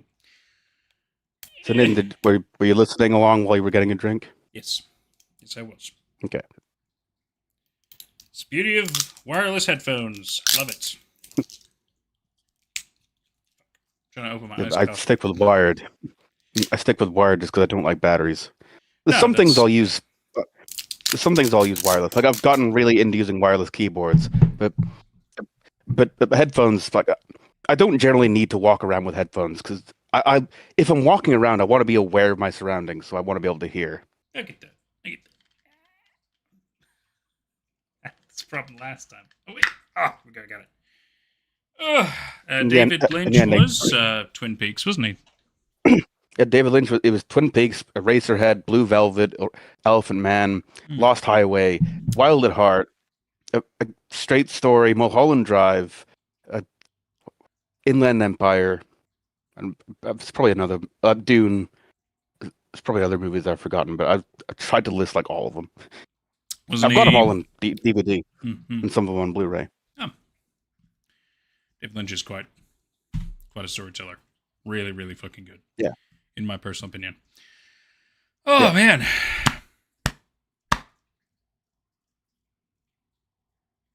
Sorry. That's it. Yeah, a little bit of a stretch. My iced coffee. I'm feeling pretty ready. Are we ready to find out some information? Yeah. I hope so, because I guess that's what we're getting into, right? Let's cross this threshold. If you know, I feel like we don't really need the description for this one, because I feel like he's going to do a lot of the explanations and talking. So, sure, okay. Just gonna go with it. We'll even give him some captions if you want those. Let's go, boys and girls. Been following this channel for the past 2 months. I urge you to watch this. It is important that you know exactly what you've been watching in that time. The truth about the videos many of you have been enjoying. My name is Anthony, and I will relay this information in the way that I experienced it myself. Not what I expected him to look September like. 6, 2020, my 7-year-old brother, Jordan, disappeared. Holy shit. Here I am. I didn't know you disappeared when you were 7. What else is mom and dad hiding? Yeah, I'm a changeling. Just in our You backyard. fucking could be. Never came back in. That afternoon, our parents and I searched for him out there and couldn't find him. After half an hour of searching, we called the police. They helped us search our property even more thoroughly, and then the whole neighborhood. It's been almost 2 weeks, and the police haven't been able to find Jordan. But what they did find was in the shed attached to our small standalone garage. It was film equipment. Not much, no actual camera, but a tripod and 2 small but professional cinema lights. I don't think this is the same guy. He might not be. I think who we saw in the videos has fled. Maybe. And he was filming in somebody else's house. Maybe. That's a cool There were no thought. fingerprints on them. I had a suspicion. It was unlikely, but I had to see. Just in case, I scoured the internet. There probably wasn't anything to find, and even if there was, I didn't really know what I was looking for anyway. But when I finally stumbled across it, it was so obvious that it didn't even matter. This little YouTube channel has documented someone staying on mine and my family's property for 2 months, undetected, and eventually That is a murdering cool my twist. 7-year-old brother and fleeing the police. That is a cool twist. Holy fuck! This is the street I live on. That's my house on the right. This is the larger of our 2 garages. This is the rain barrel that stood behind our garages for as long as I can remember. This is the man inside our basement, our living room, and my parents' bedroom. And after what he did to my brother, here he is fleeing as the police arrived that night. So he put his Closer body to in the lights, barrel. he slipped right by them, just as they got to my house. It seems like he tried very, very hard to make you think that this was his house. But it wasn't. He was trespassing the entire time. Notice that he typically showed himself inside the garage or the basement, where we go relatively infrequently. He could slip inside there, unheard. If he was ever That is a anywhere else, really it cool was clearly twist. late at night when we were all sleeping. The one time he entered the house during the day, it was a huge windstorm. I remember this. It was just a month ago, and we all took a trip to Lowe's to buy a generator. His power had gone out. He had the house to himself. except for our cat. And the cat was cool with him, I apparently. don't think he could have possibly spent all this time on our property. It's not like we never went into the garage or basement, but he was clearly there often. And we never ever saw him. No one. Except Jordan. At the end, of course. But, you know, why? What was this for? Judging by that 10th video he posted, he was not mentally sound. He had a doctor or a psychiatrist or something, but that wasn't good enough for me. And it's not good enough for me. Why did the motherfucker do this, specifically? That's why I'm here now. I want to find out. And you're all going to find out, too. I guess I should mention now. I'm sorry. This is still just blowing my fucking mind. That is a really good twist. And especially, like, it'd be one thing to have this at the end of the series, but it's cool to have this as the 14th video. Which makes me That's wonder really where the cool. fuck is this gonna go? Oh Yeah. man, this wow, it really turned up quite a notch. And this is wow. Oh, I'm fucking invested now. Let's go. If you're wondering how I'm uploading a video from this channel, I won't go into much detail, but it is not difficult to gain access to a YouTube channel if you have enough patience. And honestly, given the circumstances, I feel that I am completely at liberty to use this account as my own. Yeah. The videos were filmed on my with this property, guy. after all. Well, I knew what I had to do, right away. In the videos, he was sloppy. He covered his face, but he didn't match the rest of his head. That was enough to go on, to make an educated guess. I looked through the online records of people at large or missing in my home state. That is Hollis Coogan, a 23-year-old citizen of a town about 20 minutes away from mine. He's Just look fucking at it. found It's the him. Same person, no doubt. No doubt in my mind at all. His parents filed a missing persons report for him a little over 2 months ago. There's very little verifiable information about him online. I saw the name Hollis Coogan on an old high school tennis roster from his town of residence. It's a pretty uncommon name, so I assume it's him. But otherwise, no information and no online presence. No Facebook, nothing. Aside from this YouTube channel and its corresponding Twitter account, of course. Now, the videos comprehensively tell some kind of story about how Hollis Coogan was being watched and followed by something. People, supernatural entities, I don't know. I live in a superlatively quiet neighborhood. There are no people nor any entities living around here who would be looking for a 23-year-old kid or want any harm to befall him. I think Hollis Coogan knew he was going to do something bad, or maybe had already done something bad, and wanted to drum up a little sympathy for himself as long as he could. It's the kind of thing a sick person would do. On the Twitter account, he went on record saying that these videos were not meant to convey a coherent message to the audience, after all. Instead, they were for his own catharsis. That is where my theory stands now. But I need to know more. There's more to find out, and looking at the old videos will be a start. Obviously, there's some cryptography to be done. That blue rain barrel that's been behind my garages for as long as I can remember, that thing seemed to intrigue Hollis for some damn reason. Enough that he represented it with a shitty little symbol sometimes. And that doesn't seem to be the only thing. But that's where I'm going to start. I don't know if this needs to be said, but my parents do not know about this. Nobody does. Except me. I'm not gonna... My parents are still holding out hope that Jordan will be found. That he'll come back to them. They are not going to know what happened until I have the person responsible at my mercy. Then I'll go to the police. Then I'll tell. I hope you all didn't get too attached to him. Or if you did, don't mind having me now. And helping me make sure that he does not walk free for very long. Yeah, I'm Team Anthony. This is crazy. Yeah. That's so crazy. Jordan, you might have to take one for the team and pretend to be his brother for a little bit. Just to ease his parents.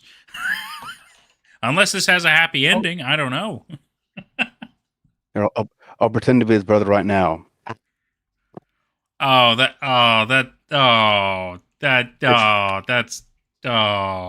fuck. Oh my god, that's wow. Nick, you're right. Whoa. That is a really good twist. Fuck. This series knew what it was doing, man. Oh my god. Yeah. That's genius. It's incredibly genius. And he even mentions, like, even in some of the other videos, there are these little things that you might not have noticed. Oh god, it's so fucking good. So fucking good. Oh, because you said if you go back to the Windstorm video, you briefly see people going into a car to leave and everything. It's so crazy. It's so crazy. Even Burrito Man said, I had to rewind the live. That twist was great. I completely agree. It's now.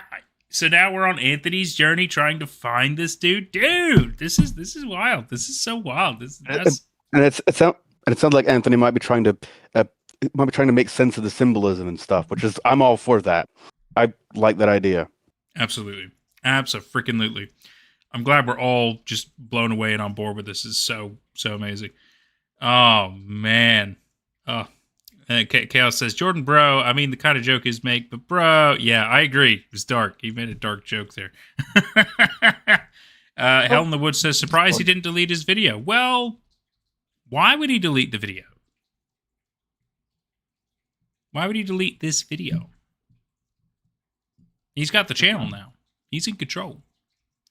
For now, anyway. Nick says, this has a why the fuck did you end it like this ending? I'm so intrigued. Okay, everybody ready?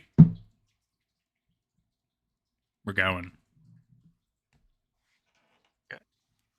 Big Mistake, episode 15.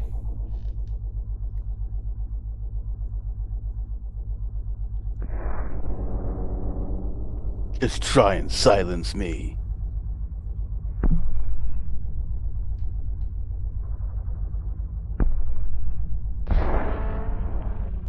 Just try and silence me. Just try and find me. Mm.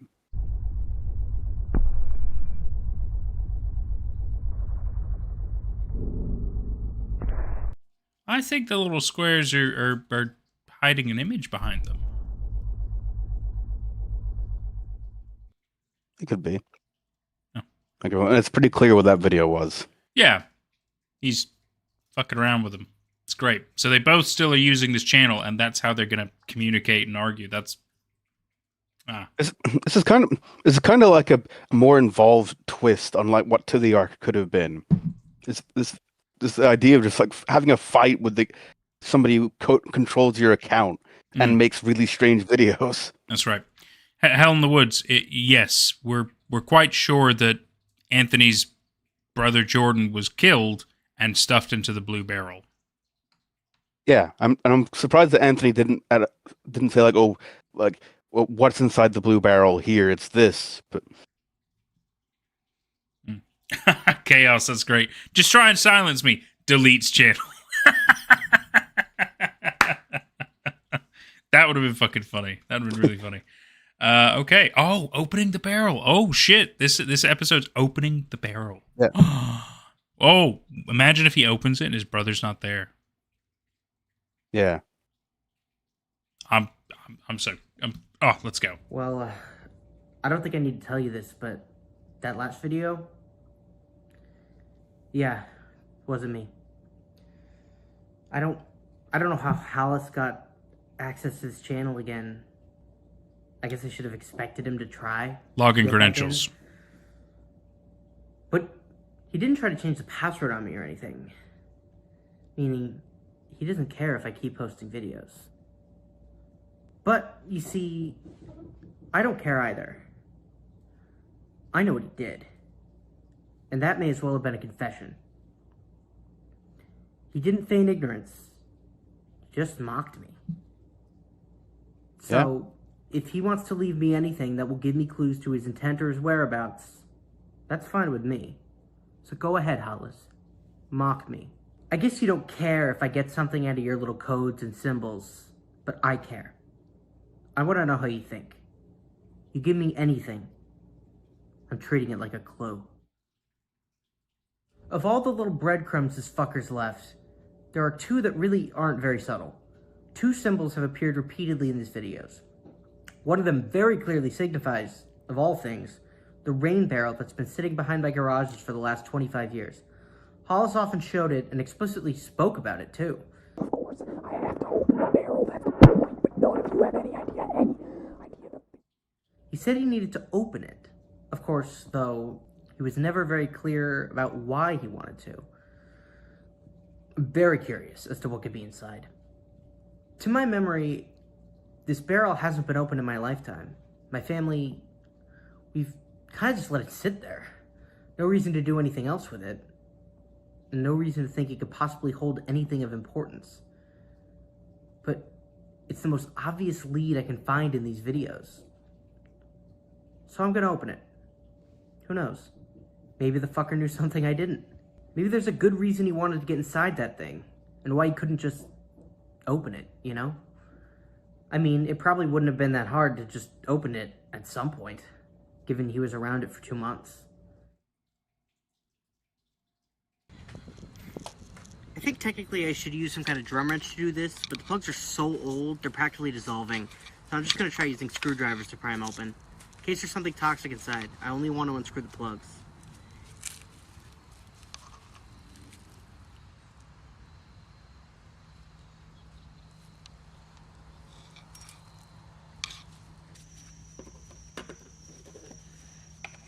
I think I can feel it. There.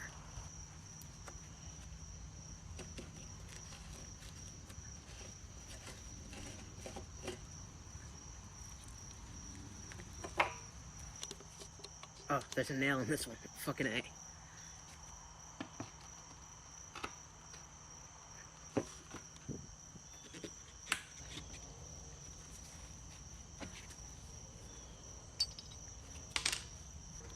So did Hollis not open the barrel?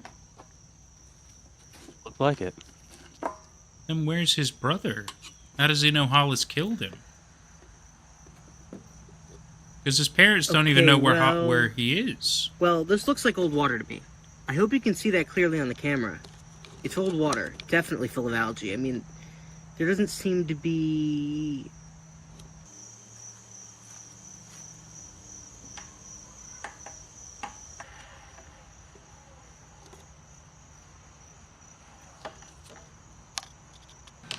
There's nothing else inside. Nothing. I mean, I didn't think there would be anything, but still. Why then? What did he want to get in here for? So then it's empty, which is, like, bad in the symbolism that we've been given.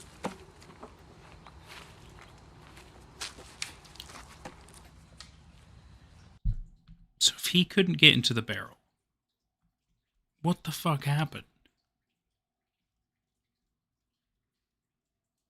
I don't know.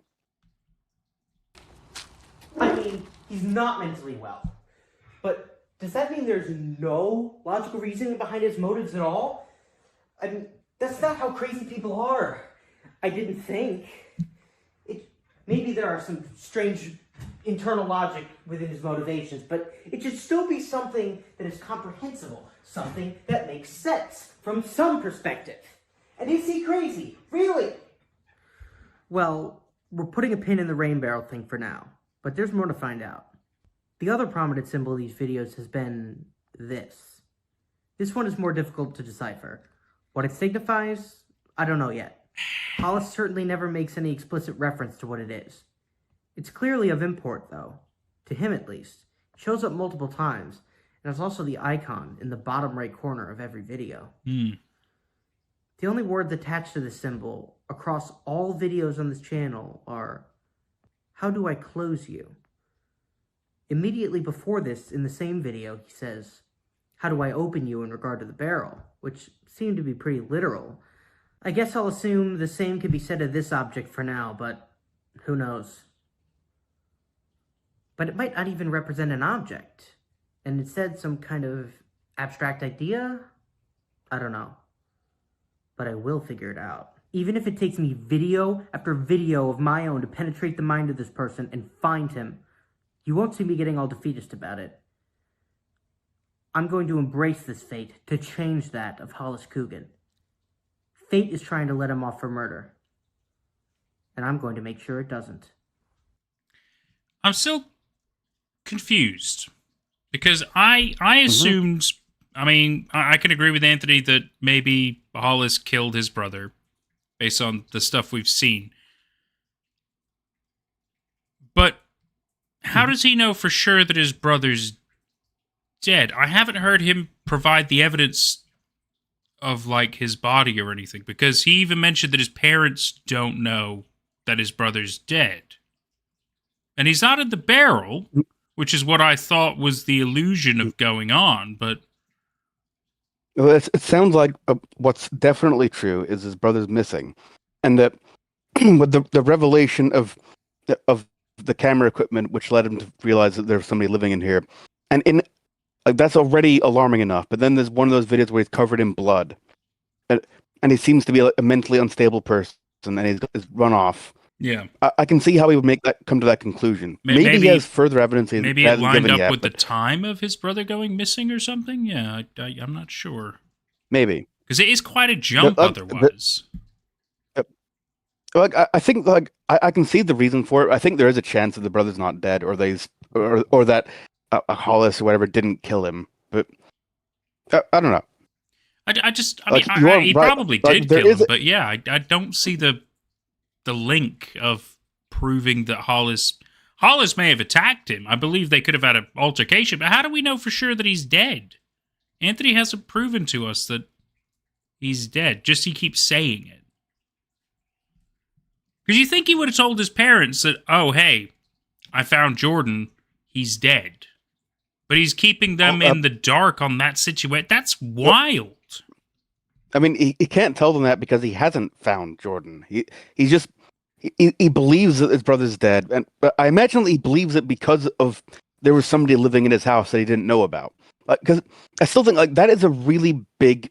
If you realize that somebody has been living in your house for 2 months, and at the same time, like your loved one has gone missing, I feel like that line of thinking makes sense to me. It makes sense to me to assume like he killed the person. He killed my loved one. He killed my brother. Mm-hmm. But he hasn't got proof of it yet, which is why he's not going to tell his parents unless he has proof of it. Otherwise, he's just going to be making a very stressful situation for them even more stressful.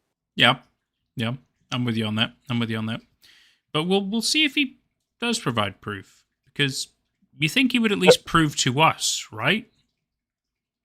Yeah, you did bring up like before you brought that up, I kind of just had assumed, oh yeah, his brother's dead. But now that you mention it, like yeah, actually, all we know is he's missing, and that he believes he's dead, and like that's a notable ambiguity. Yeah, and it's also a parallel there. There's a parallel there with Hollis. I can't remember if his name's actually Hollis, but I'll just call him Hollis. Yeah. Like Hollis wanted to capture evidence on video, and meanwhile, this guy wants to capture proof on video. So there's a little parallel being drawn between them.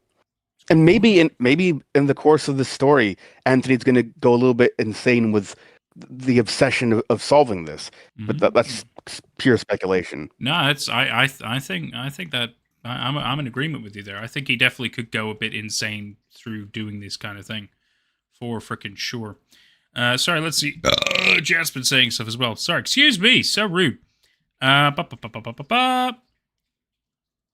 Someone says Guy probably just released the most toxic and dangerous gas ever seen when he opened the barrel. Yeah, I mean, you know what? That's a possibility. We do not know. Just because we only saw water, you're right, doesn't mean we know everything that was actually in the barrel. Maybe there was nothing. Maybe there was something. It's hard to say. Chaos is like, well, shoot.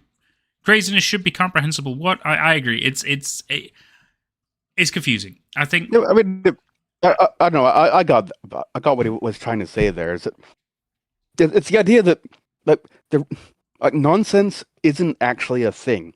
Even the most unstable person, they have an internal logic. They have something that makes sense to them. Completely on random.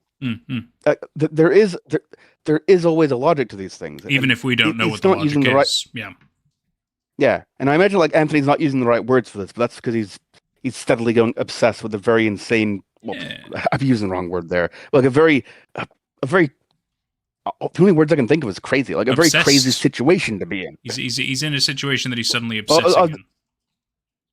Yeah, I was describing the situation rather than a person there. Yeah, It's a crazy situation. Yes, absolutely. It is a crazy situation that suddenly has been dropped on our laps. It's a lot, and so I feel for him, and that's why I'm with him, but I am still weary of the strangeness. Okay.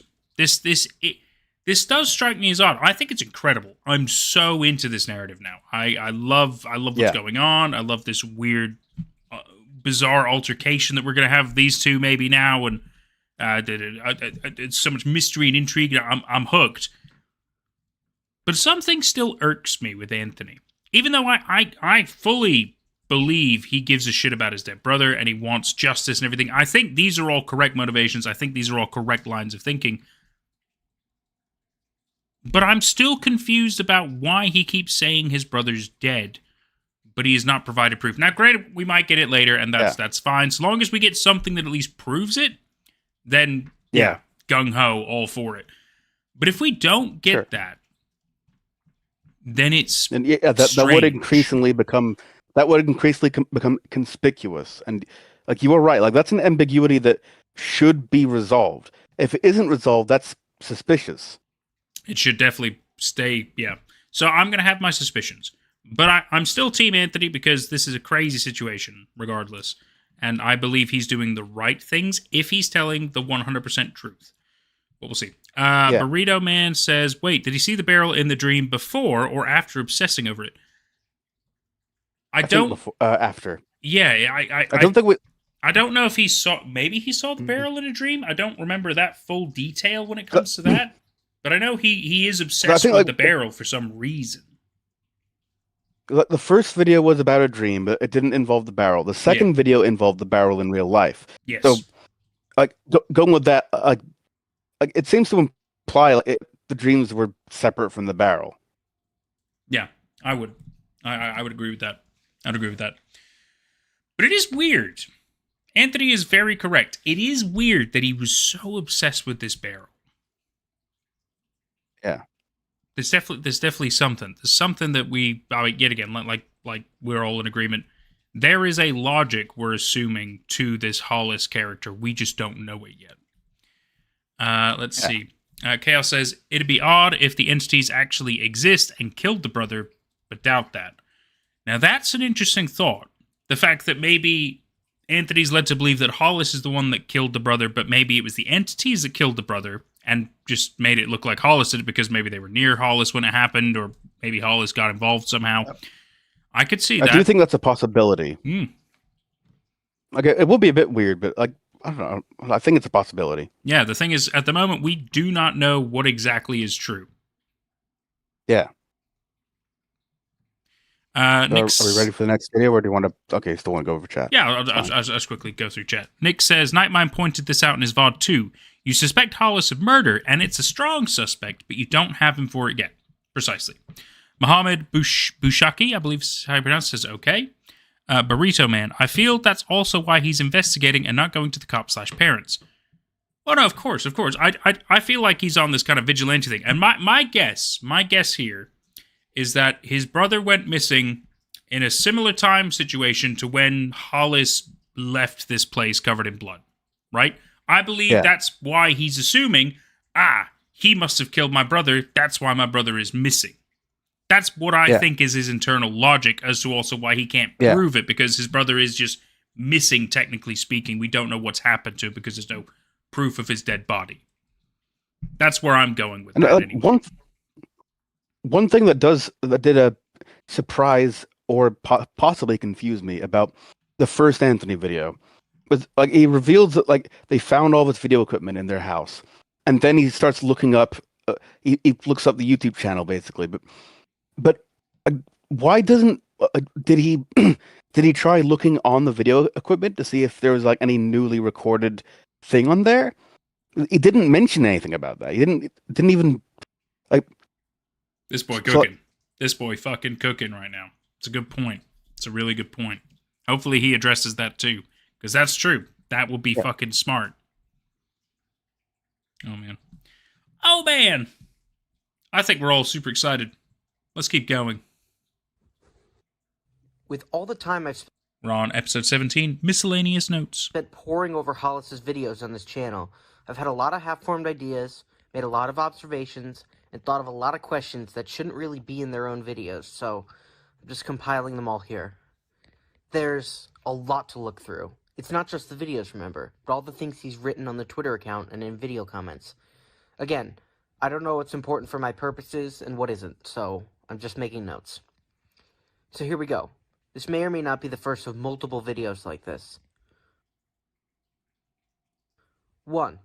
Hollis has not only gone on record saying that the videos he's uploaded are for his own emotional catharsis, he's also stated that he has artistic inclinations and likes making films. This supports my already stated assumption that he uploaded on his channel in the first place just because he finds himself compelled to make videos. It's therapeutic to him. Of course, he's lied directly about a ton of things too, namely that my house was his house, so maybe I shouldn't take anything he writes too seriously. 2. Now, this is something that unsettles me quite a bit, and I have really no good explanation for it. Hollis continually uses images of my neighbors as his profile pictures online. This YouTube channel's profile picture is of a neighbor walking behind their fence, and it's taken from Hollis' second video, Blue Barrel. The current Twitter account is a blurred image of another neighbor leaving his house. It's taken from the 9th video, Windstorm Fortress. I don't know what he was doing here, other than maybe mocking us? Saying something like, "You don't know who I am. I could be this guy, or this guy, or this guy." I don't know. It does disturb me, though. 3. Often Hollis just rambled incoherently about being isolated and followed in his video descriptions, but in Blue Barrel, he seemed to think that the barrel had something in it, and that if it didn't, that wasn't good. In Contemplating Sadness, Terror, and Ostracization, he talks about having a responsibility that might lead to nothing good. In the Unsimulated Nightmare description, he just lists a bunch of disjointed words and phrases, but some words are capitalized, and the capitalized letters spell out, "It's happened, and there's nothing you can do." I assume that he speaks to, of course, what he did to Jordan. 4. There have been Yeah. some, I don't know, traditionally cryptographic images and codes in these videos at times. In the 10th video, It's Not My Fault, there's a sequence of different colored blinking dots. The kind and helpful people on Discord and Reddit who have helped investigate with me determined that this code spelled out, "If necessary, I will defend myself with force." The 3 colors of the dots correspond to a 0, 1, or 2, and the number of times each dot flashed gave a second digit. This linked each dot to a letter of the alphabet. I have to assume that Hollis was referring to defending himself against his entities when he said this. But if he was willing to use force against them, and willing to use force on a child, well, I guess I'll have to be ready for him to do the same with me if it gets to that point. There have been strange visuals, too. Don't worry, Nick. You don't have to apologize. This whole thing is incredibly complex and confusing. It's okay. Take this one, for example, at the beginning of the 11th video, Lay Me Down to Sleep. These images surely mean something. I've heard people say this looks like Hollis with his camera equipment, and others have said it might be a 2D representation of Hollis' entities or apparitions or whatever they were supposed to be. If anyone has any other ideas, definitely a camera. or sees any Yeah. parallels to this image elsewhere, I'd love to hear about it. 5. These apparitions. We've already discussed this, of course. They're not real in the way Hollis meant them to be, and I think the 8th video is testament to this fact. This is where Hollis notices they appeared outside the garage and on the sidewalk, but look at the face here after knowing what Hollis Coogan himself looks like. That's him. And I expect the person walking it? on the sidewalk isn't Hollis, but it was probably just a person who lives around here taking a late-night stroll. I don't know who that's what I Hollis thinks figured. he was fooling here. 6. Right around the time Hollis did what he did to Jordan, he had a kind of breakdown on the Twitter account. He sent out some jumbled letters, probably anagrams. According to the subreddit, one of these spells out, "Don't follow me," probably referring to Hollis's flight into the woods, and the others could spell out multiple things or be unsolvable. After these, he tweeted out some text renderings of images. Some of these are discernible to me. This looks like my garages, which is where Hollis spent a lot of time, clearly. These look like kind of that symbol I've been trying to glean something from. The rest? I don't know. And last for now, 7. There's the question of why the audio in the last of Hollis's uploads is cut out. Until the moment he's escaped into the woods, there's no sound. I'm hoping you'll all have some possible reason for this, because I can't be sure. But I will say this much. The fact that the video is only silent until the woods strikes me as odd. If Hollis just removed the audio entirely, I wouldn't ponder it so much, but why bring the audio back in eventually? There has to be some sound he didn't want us to hear until he gets to the woods. Maybe it's the sound of the police sirens. Those obviously would have been audible as the cops pulled into our driveway, but I remember that sound lasted only a few seconds, and Hollis keeps the audio cut until he is a long time and a long way away from my house, so I don't know. I think there has to be more to this one. Well, as I learn more, I'll document more. Anyone who's helping me out in deciphering all this, or even if you're just giving me some moral support, thanks. It is much appreciated. When we find this murderer, Hollis Coogan, it'll be all our victory. This is like I love what this does for the series, because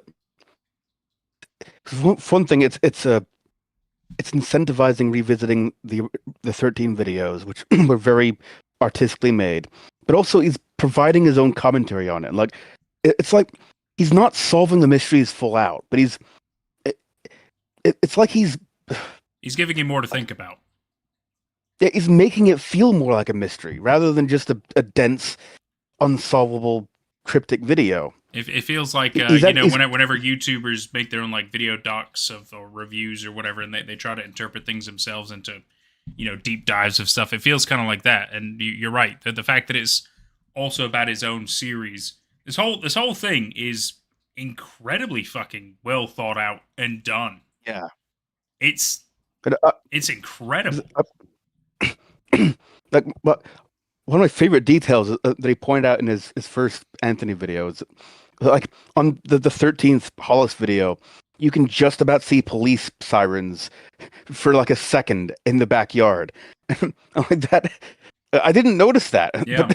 But I believe that was there, and that's great detail. It is. It's amazing that he's scouring, or giving you the impression that he's scouring them so much and figuring these things out for us if we didn't know them ourselves.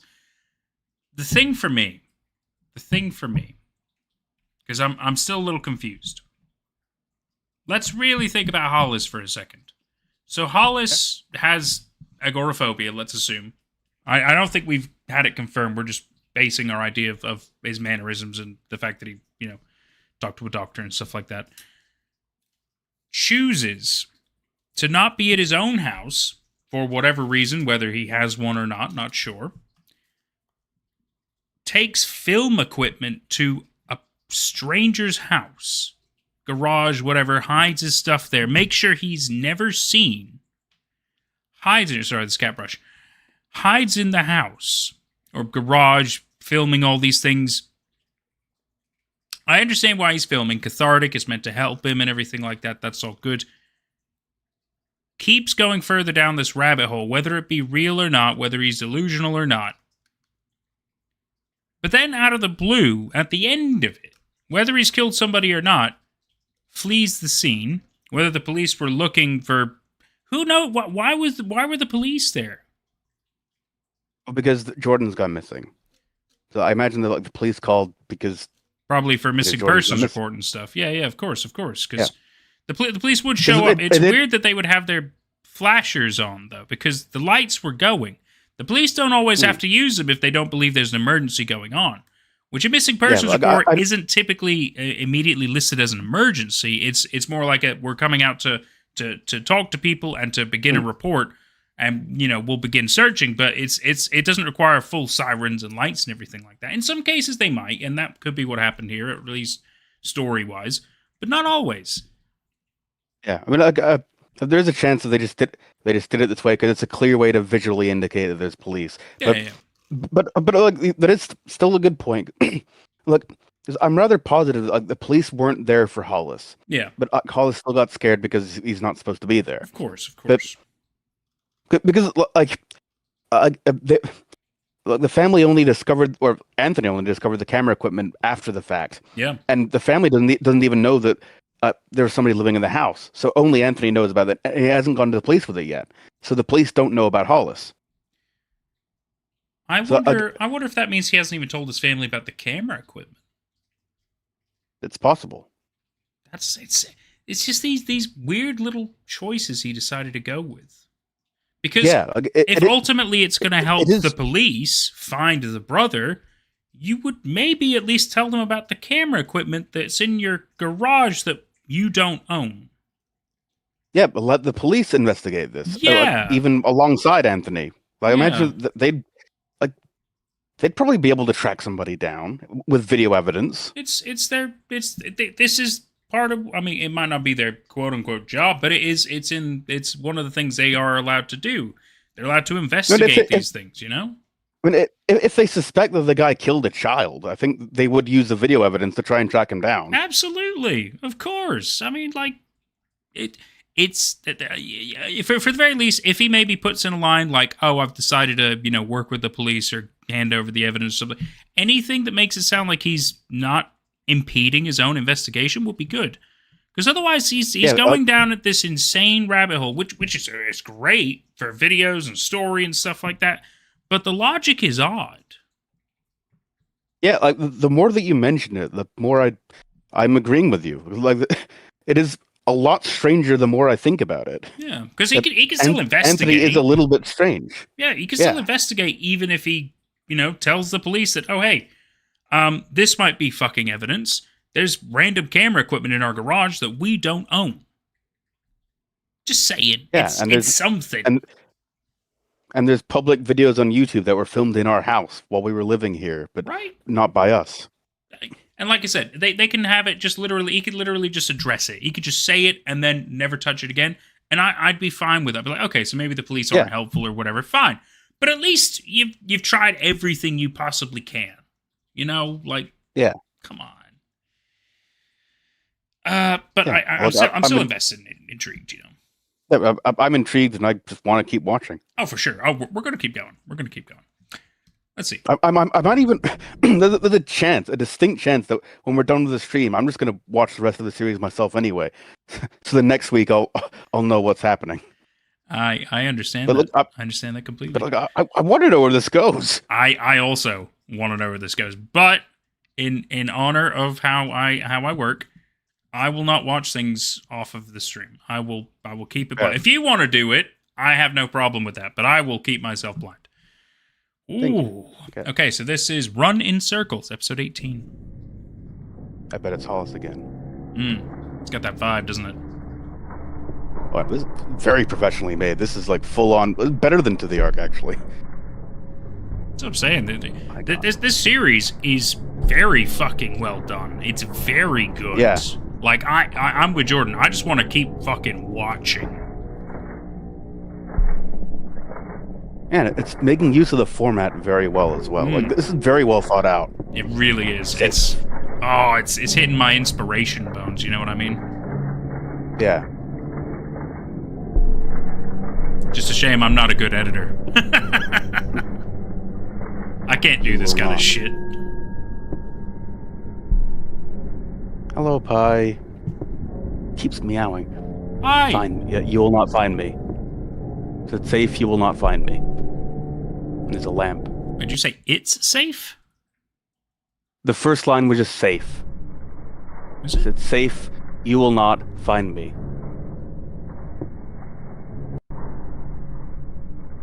It hasn't appeared yet. It'll be pretty obvious when it appears. Oh, it says find me. Yeah. Because if oh yeah, Anyway- safe. Okay, fine. Because I thought you said it's safe, and I was like, now that's weird. No, it's just My safe. You will not find me. Yeah.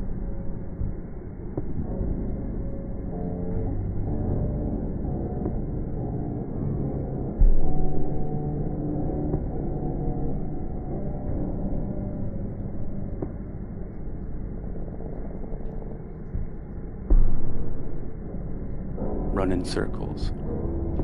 Pi, I know you really want my attention, but I'm streaming right now, baby. You cannot take anything back.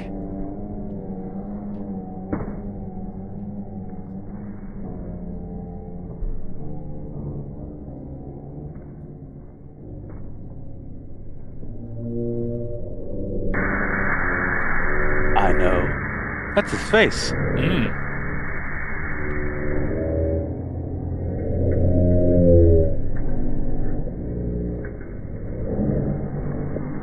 You cannot bury it.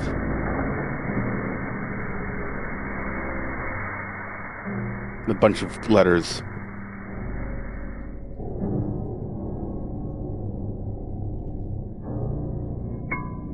It's okay. I'm sure Anthony cracks it for us.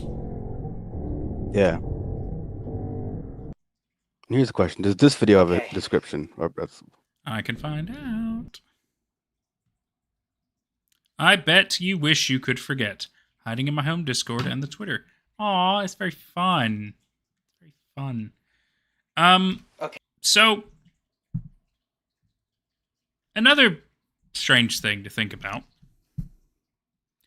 So before Hollis runs away from the house, shoots and tells a story in a very distinct way. And now is acting like a serial killer. It's a very strange Yeah, a little jump bit. for a person who isn't guilty. So A little bit. there is some weird stuff going on for sure. I don't know. We have to keep watching. We have to keep going. We have to keep going. This is so goddamn good. So this is Revelations, episode 19. Okay. This I'm could not be exactly good. sure how much time we have here. I don't know when they're leaving. But let me try to explain while I can. As you saw in the video Hollis uploaded recently, he's still mocking me, threatening me. He told me in scrambled letters to look over my shoulder while I still can.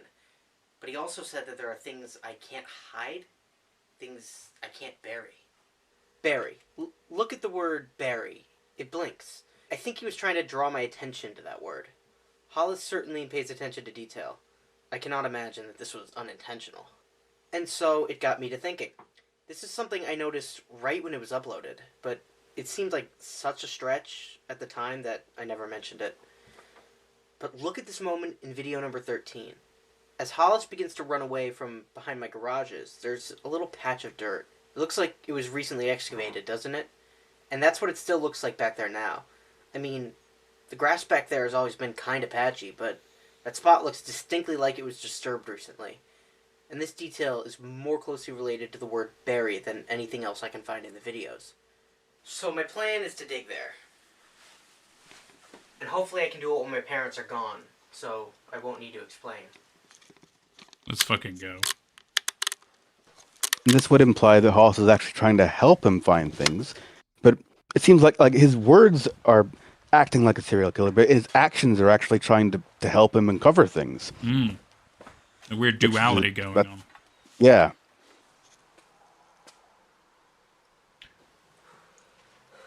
All right. But if he digs there and it is his dead brother, that just further implicates There. Hollis. There it is. Why Yeah. would he do that?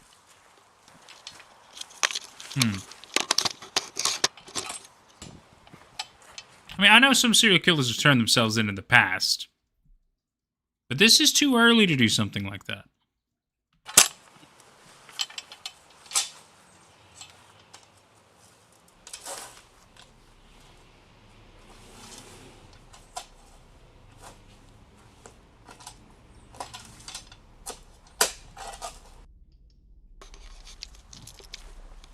I don't know how deep something would be, but I got nothing yet.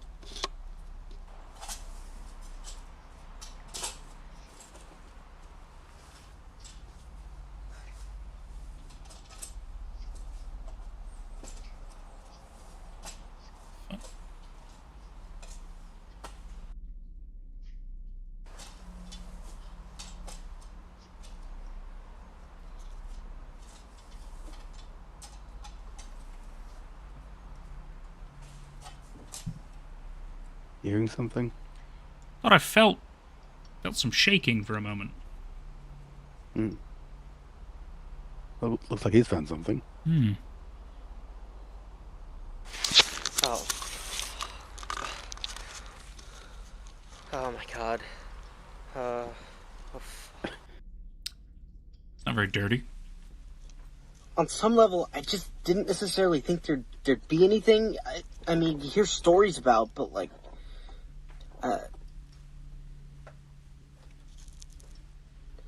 I don't know if I want to see what's on there. No, I wouldn't quite call it an earthquake, Nick. It was very short, very quick. Maybe somebody slammed a door somewhere and it was just close enough to reverberate a bit.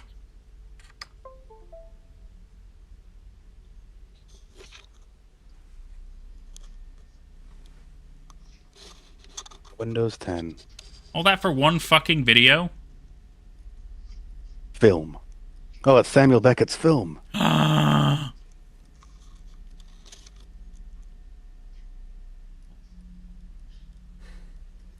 mean, it's whatever it is. I needed to see it. There was never really any choice. Why did he look at his wall for a moment there? That was weird. A short video.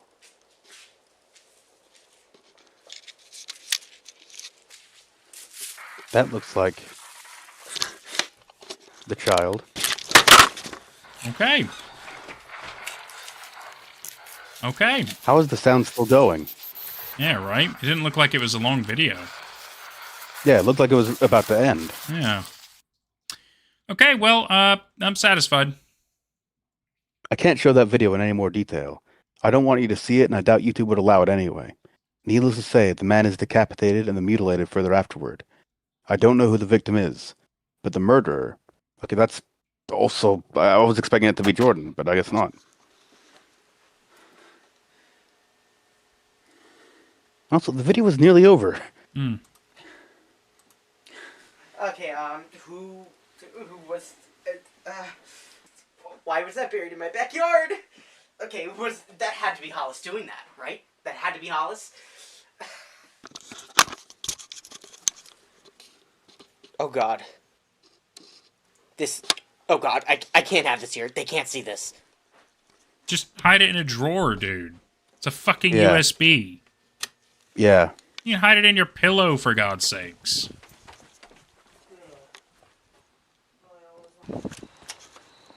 Okay, fuck. Is he gonna go to all the effort to bury it again? Yeah, I think so. That's Weird flex. Yeah, there's way What should I easier do? ways to hide a USB. What would you all do? I mean, this is crazy. I don't understand. All I know is that Hollis led me to this. You could throw it in the trash, dude. Like, there's so many other things you could have done. Or, I don't know, turn it into the fucking police. He told me not to bury something. I don't... He told you not to bury it, and you buried something. Wow. I don't know if I can do this. I knew it was dangerous, that there was some element of risk, but this... I don't know what to do anymore. Just wish I knew why. For all of it.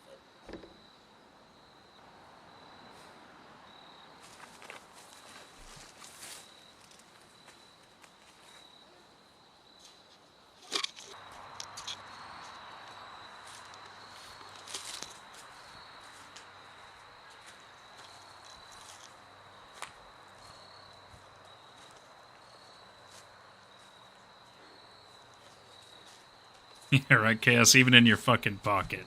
There's so many ways you can hide a goddamn USB. I As know. if I can't bury this. Me. He did it, but he wants you to think it was me. What? That's it. That's what he was doing here. I did The have whole a time. like another theory that I hadn't voiced yet, but I'll wait until this video's done. And he had to hide the body. That's why he was trying to get that barrel open. It has to be. He wanted That's what it I all thought. here. Wanted it all on my property. Why? The body. So where's the Didn't body? see it. I didn't even see it until now. Hollis knew there was nothing in the rain barrel. He wasn't trying to open it to see what was inside. He was trying to open it to put something inside. That would explain why he's saying it'll be bad if there's nothing in there. That's why he was so careful. He had to do it under the cover of night at the very least. But even then, if someone saw him, yeah, it would have been over. But where was that body the whole time? Yeah, and where is it now? Where did he keep it? See for yourself what I just realized.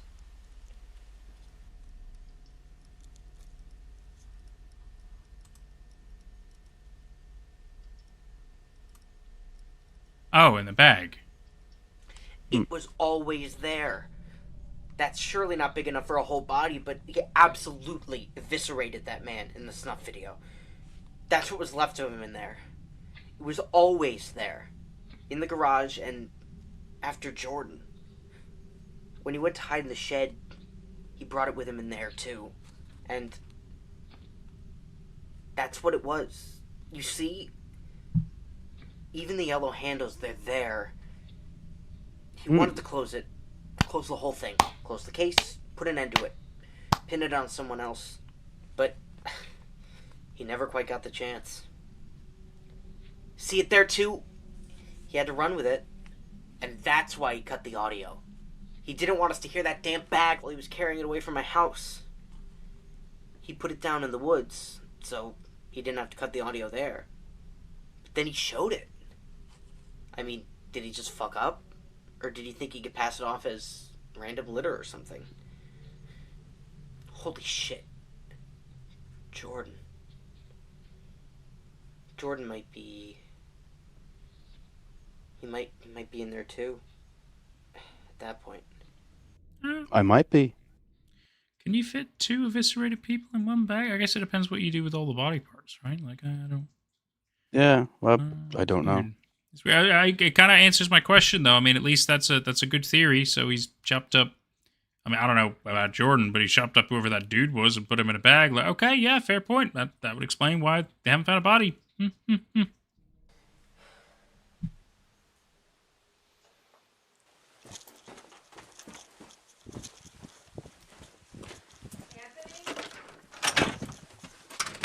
Your mom was calling.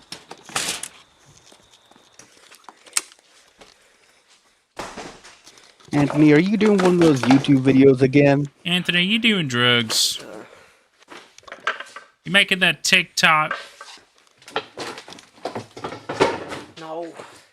There's nothing. Hmm. We turned this place upside down when Jordan went missing. It is very clean for a place where a body was cut up, though. Ooh.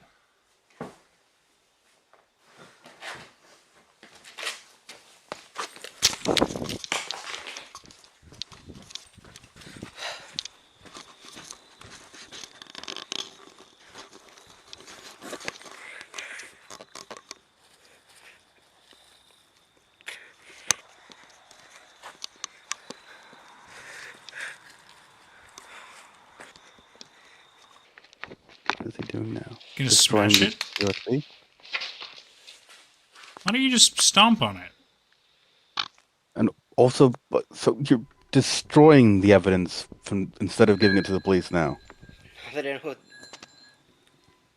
that I know what this is about, what do I do? Okay, but, What? but What did he? I guess he was. I guess he was contemplating whether or not to destroy it, and he is undecided. Because he's realizing, like, he's having internal conflict. Like, do I continue to investigate it the way that I'm doing it, or should I change my course? He's realizing it's become more serious now that he's seen proof of a dead body. Yeah. Or at least the cutting up. Yeah. It's weird. Why has he not gone to the police? And admittedly, like, the one I said that I had a theory that I hadn't voiced yet, but this video kind of debunked the theory anyway. But my theory was, and this was kind of a joke theory, but I was kind of waiting to see how it goes. But my theory was that, like, Anthony also doesn't live there, and he's actually just hiding out, just like Hollis was, and pretending, but in a different way. But then his mother said Anthony, so I was like, okay, so. That would have been fucking wild if it turns out that he's just like another one in this house fucking around like that. Oh man. Or like it turns out like Hollis was actually the one who's supposed to live there, but he's been pushed out for some reason, and now Anthony's the one who's taken over, and he's not supposed to be there. But like a complete inversion of what Anthony says. But I don't think it's that now. Mm-hmm. Let me just catch up with chat real quick. Chaos says, let's put the random USB into our nice laptop. What could go wrong? Lamau agreed, right? You gotta be fucking careful with that. Burrito Man says, I know it's late for this, but if I remember correctly, they said the camera wasn't in the shed, only the equipment. Okay, so that's a fair point. So they couldn't have checked the camera. That's cool. That's good to know. That's good fair. Remembrance. And then Nick is talking about earthquake magnitude frequency because we thought it was an earthquake that happened. I don't think so. Nick also says, I'm laughing because you two are right about our reactions to the situation going on and what the fuck he's doing. It just he is acting illogically. I'm with him on wanting to investigate his brother's disappearance / death and doing all this crazy stuff. I'm with him on that. I'm not with him on the fact that he's hiding evidence that could potentially fucking help. I do think like there's a degree of just the madness of grief in there. So he's going to be behaving irrationally, and he's going to be very emotional about this because this is his little brother, and he loved his little brother, and so he's got like, and this is how he's choosing or not choosing. This is how this is like everybody reacts to grief in an irrational way to a degree, but this is how he does it. But I mean. Like I'm still with you. Like it is still weird, but I'm more inclined to forgive him. I'm more inclined to believe that he may be like totally innocent in this. But like you are right that like the series is not done enough to dispel that, which makes me wonder if it is deliberate. And then Chaos is in agreement with us about hide it behind books or the mattress, anything to hide the USB because yeah, it's not like it's a fucking USB stick. It's easy to hide if you are going to hide it. Nick says, he did say in the 14th video he wasn't going to anyone until he had Hollis caught and at his mercy. He said he wasn't going to go to his parents. I don't know if he said anyone. Yeah. I believe he specifically said his parents. But you could be right. I think he also said the police, but... okay. I don't... Like, I got the sense that he meant that. Yeah. I mean, it makes sense. If that's like his gung-ho strategy, for sure. But then he does the stupid thing of recording all this and putting it up on YouTube. I'm not going to go to the police who investigate missing people and crime and stuff like that. I'm not going to go to my parents and tell them that our brother is dead, not missing, and that I have proof. But I am going to tell random people on the internet. I'm going to go to YouTube. It's just, yeah, you see where I'm at with it. And yes, I know it's unfiction. This is how they do this shit. Yes, of course. Yeah. But it's still... a frustrating logic. But I understand that a lot of series do this, and it's very true. But also, like, the series has already kind of impressed us with its thinking through things that we didn't expect it to, and having like really good writing. So that does kind of lend itself to make us wonder, like, did they think through even the YouTube part of it? Did they think through... so we're still looking for more twists. We're looking for more answers. This is the kind of series that calls for that. For sure. We'll wrap up really quickly there. Let's see. Bruderman says, at this point, he's going to get arrested for hiding all this evidence. Damn right. That's what I'm saying. If the series ends and I don't find out what happened to Jordan, I'm going to freak out. You know what? I fucking agree. I absolutely agree. I want to know. You can't just, like, skip this plot line now that you've established it. Not like other series have done. Cough, cough. Ellie says, "Are you winning, son?" I love it. Very good. And then plenty of other things. It looks. Oh no, the series goes downhill from about video 22. Oh, I Well, hope downhill you're might wrong. mean something else. I don't know. It could be good. It could be good. It could be very good. No, poke fun of it all you want because you're right. I'm glad that we. Oh, you're talking about Chaos, right? You're right. Gotcha. Chaos also says, I mean, the police would definitely talk to the parents, but they may not use YouTube, and people online would consider this fake, even if it was real. To be fair. Yeah, there is logic to using YouTube in that sense. Yeah. 'Cause, like even he did, like he didn't immediately find Anthony didn't immediately find the Hiding in My Home YouTube video channel. He had to search for it like quite extensively. Yeah. So like the police aren't necessarily going to find it. His parents aren't necessarily going to find it. It is Of course. there's a degree, a sense of it being a form of anonymity. Yeah, but it's still. I mean, obviously, yeah. I suppose it would be very different if it was a real situation and people did this. Absolutely, that'd be even fucking wilder. But yeah, it's tricky.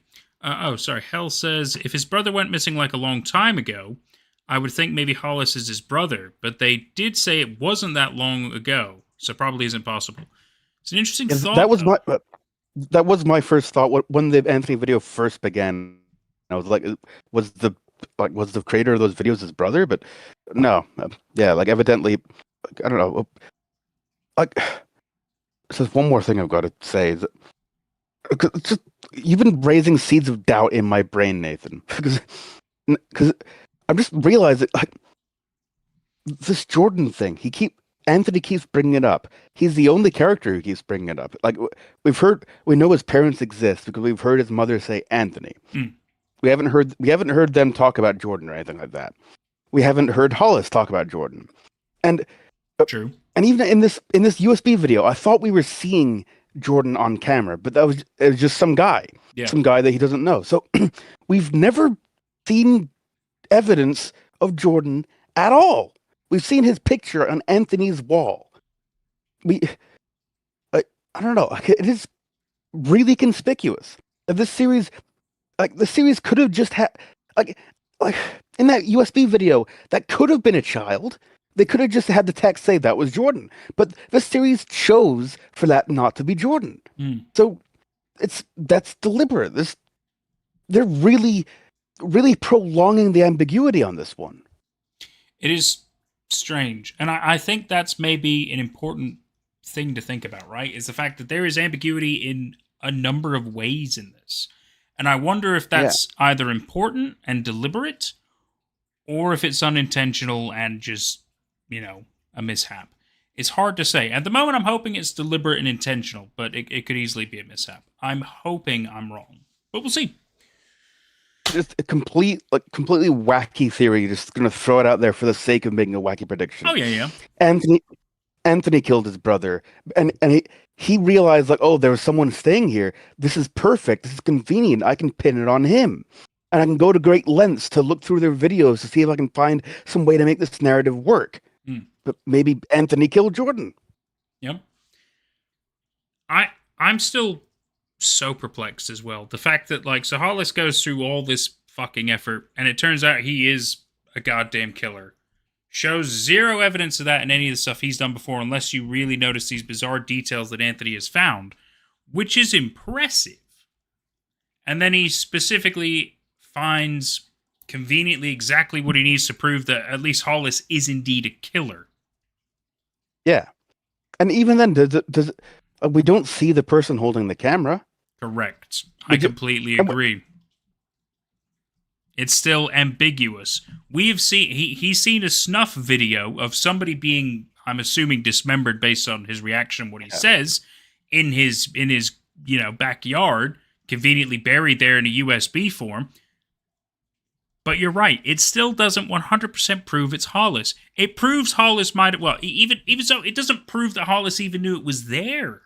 Hollis might not have buried it. There's no evidence that he's the one who buried it.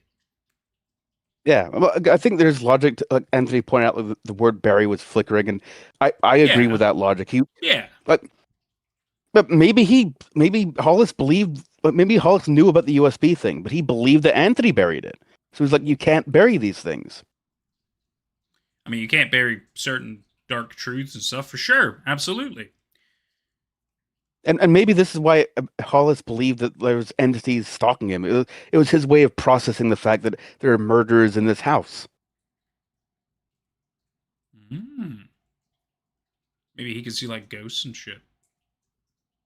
Well, maybe. I It's was thinking more mundane than that. Who fucking knows? All I know is this is wild. 2 more hours in compared to the Pandora's box theory. This went an incredibly different direction than I thought it was going to go, and I'm here for it. I'm so here for it. I'm glad for you guys to keep chatting, but oh, sorry, you go ahead. Yeah, and yeah, Chaos. I see that you did make the prediction before me. That's a good prediction. I did see your prediction. There's a chance that just kind of put gears circling in my brain. Very possible. Got the gears going. That's the word. Yeah, but I want to watch more. Oh yeah, we need to fucking watch more.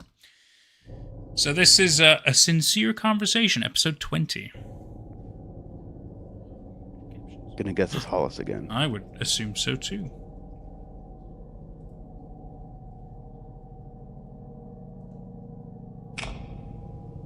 Oh, it's definitely. Hi, Anthony. Can I have a real talk with you? It's been a while since you and I have been together in the same place. And I think that you could use some advice. Now, speaking as an impartial observer, you seem unsure of what to do right now. And arguably, every move that you make is putting you in a worse position than you were in beforehand. The good news is that, with all of that taken into account, I would say your next move is fairly straightforward. It's what people do when circumstances are outside their control. Go to the police. To be completely honest with you, I don't understand why you didn't go to the police before now. Is it Lovely, he's the so one saying this. to shield your parents from what may have happened that you would be willing to put yourself in this kind of situation? Go to the police, Anthony. And another thing that we should discuss.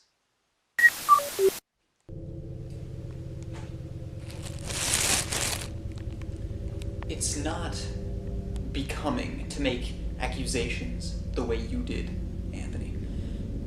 Now, there's no harm done. Everything will turn out all right. But for what it's worth, I would like to make an impromptu claim of my own right now. This, in fact, contains the items you see in front of you now. Some have expressed their sympathies to me, you know. They recognize that it hasn't been easy to travel so lightly to a new location.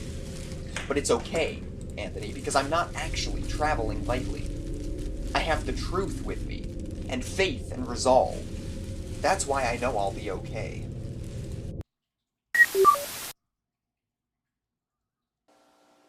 You know, it's funny. Words. Words are funny. They really are free agents, aren't they? So often, they're sent forth into the world with a specific charge from a specific speaker, and then they accomplish the exact opposite of the original purpose. Structuralism.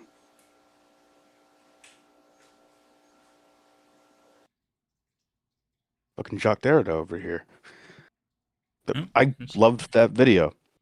There's even a last little thing here. Shaped in like a double Think. helix. Interesting. I see the word think. Think of it all the ways I can hurt you. Damn. strange. This is strange. This is so strange. Because now, is the icon indeed a bag? Like, it might not be, yeah. But, like, What is Hollis I'm doing? I'm still really, like, yeah, that... This is Oh so... my God, and This is so odd. This is so fucking odd.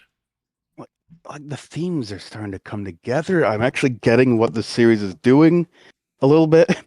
Like Hollis was basically spelling it out like words. We can send them out with a direct charge, but they'll often do the opposite of what we intend for them to do. And with every video that he puts out, even if he's trying to absolve himself, there's enough like words and hints that kind of implicate him more. But the same with Anthony. Anthony makes videos trying to pursue one specific narrative, but he always leaves all these details in there that implicate himself. It's like that's a theme going on here, which makes me wonder if this image that we're seeing right now was even deliberately put in by Hollis. Like maybe it's to do with the mental conditions that he's got. Where it seems like he was at the period when he was talking in the video. That's him at a rather lucid state. Maybe he edited the video in a less lucid state, a state where he added these words that implicates himself because it's kind of a duality going on.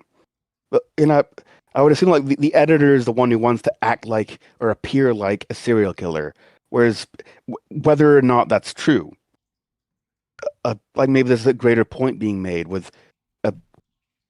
I can't pretend to know what the point would be, but I'm taking this on at face value, and I think like Anthony's going to respond to this image we're seeing here. Like, think of all the ways I can hurt you, but I think like, at face value, Hollis was completely right. Go to the police. There's no reason not to. I think Hollis was genuinely trying to help him with that. That was him in a lucid state, like reaching out and giving an olive branch and be like, "Hey, like." It doesn't need to be this hostile. You can go to the police and help, like, but also he's kind of implicating Anthony with that. It's kind of saying like, is there a reason you don't want to go to the police? Is there something you're hiding? But I don't know. Just both narrators want us to suspect the other narrator. 100%. Basically. I'm so freaking with you on this. And then I think there's still even more as well because Burrito Man even points it out. He sounds scared and he's looking off camera. He might be being held and framed, which is a possibility. For me, here's another thing to kind of chew and digest. So we know clearly somehow he's able to make these videos, which we know he has the camera to do. I don't know how he edits them, right? Because a lot of his videos, for the most part, get very heavily edited before all this became Anthony Central weird hunting situation, right? There was one video, I don't remember exactly which one, but there was one single video where he does at least reference the editing process. Yeah. And he says, like, editing is his favorite part. Yeah. He spends hours on it. Yeah. But he doesn't have a laptop. Anyway. At least to my understanding. I mean, he might in his bag. Yeah. Maybe it was there secretly, and that's how we saw it. Because the USB is a weird thing. Because you can't... I believe he's filming with a Canon. We've seen the strap and everything like that. To my understanding, maybe newer Canons, I'm not entirely sure. I haven't shot with a Canon camera. But I know quite a lot of the older models do not have a USB access. So you can't just put it straight from there onto a USB drive. You would have to go through a computer. So let's say he has a laptop, right? Why does he bury this? Only that one video. Why does he bury it there? Why would we think it's Hollis? Because it's got somebody else on it, and none of his videos have another person on them. And he'll have buried the one. I don't know why he'd bury it rather than delete it. But I mean, why even film it? Why even film it? I don't know. It's one of the biggest ways to implicate somebody is to film something like that. And then instead of deleting it or doing something else with it, he puts it on a flash drive, a USB drive, and he buries it in somebody else's back garden. There's too many things that are strange. Yeah. Now, I can understand. I can understand if he is indeed the perpetrator of that, because it also lines up with the fact that he's in their place for clearly enough time that he probably could do such a thing. I can agree with that for sure, but I still find it odd. And then, if anything, he's coming out and he's telling Anthony he should go to the police. If Hollis believed he couldn't be caught, he might say these things. But he's put his face on camera. He's not denying certain things. He can be found. But also, like, if Hollis didn't do it, he would also say go to the police. Yeah, like, exactly. I agree too. If he didn't do it, he would definitely also say you should go to the police with this. Absolutely. So which narrative is it? Did he do it or did he not do it? I'm still on the fence. I'm still really on the fence about whether Hollis did kill and dismember somebody or didn't. I don't know. I'm on the fence for it. I think it is increasingly likely that there's a third possibility of that it was somebody else. That it wasn't Hollis and it wasn't Anthony. They both suspect each other, like, because, well, yeah, I think that they both would have reason to suspect each other because, like, I don't know, like, Hollis believes that Anthony killed his own brother and he's a crazy guy, but Anthony believes that Hollis was, well, for good reason. He was living in your fucking house. Yeah, but, for sure. I mean, that alone is a crime and trespassing and shit. But maybe there was a third character, whether a person or an entity, or a person that in Hollis's mental state he saw as an entity. So I'm also looking at this picture, these words arranged in a picture, and I kind of only. It took me a while to realize this is kind of shaped like a person, but a person with like devil horns, which also is like the bag symbol. Yeah, I also thought like a double helix, like DNA. But I think it's specifically shaped like a person with horns because there's like the head and there's arms poking out, and it kind of looks like a fishtail, actually. Oh yeah, I see what you're saying. Yeah, you're right, because this is the part could be that's a fishtail weird. Or it could be legs or like feet. You could be right. Like a cartoonish rendition of like big feet. Because if you took out the L and the A, it would look more like DNA. But you're right. Yeah. This is a deliberate choice, and it does almost look more like a person in a way. Yeah, a person with horns, which also brings to mind the bag thing, which might not be a bag. That symbol might be a head with horns. Mm-hmm. I agree. It could be a representation of something that Hollis has been haunted by, or he sees a lot, or it's pursuing him, or whatever. Yeah. This could be a message from that creature, not Hollis. Yeah. How do we know Hollis is the only one who can mess with these videos? We don't fucking know what's going on, do we? Because it calls back to the code in one of the earlier Hollis videos, which was like you forgot to delete this thing. And at that point, there was no character that you could refer to because Hollis was the only narrator. That line hasn't appeared yet. It might appear later, but we have that code was a different code actually. Was it? Yeah. So Nick told us that that's what you're right. Code meant. Yeah, that's right.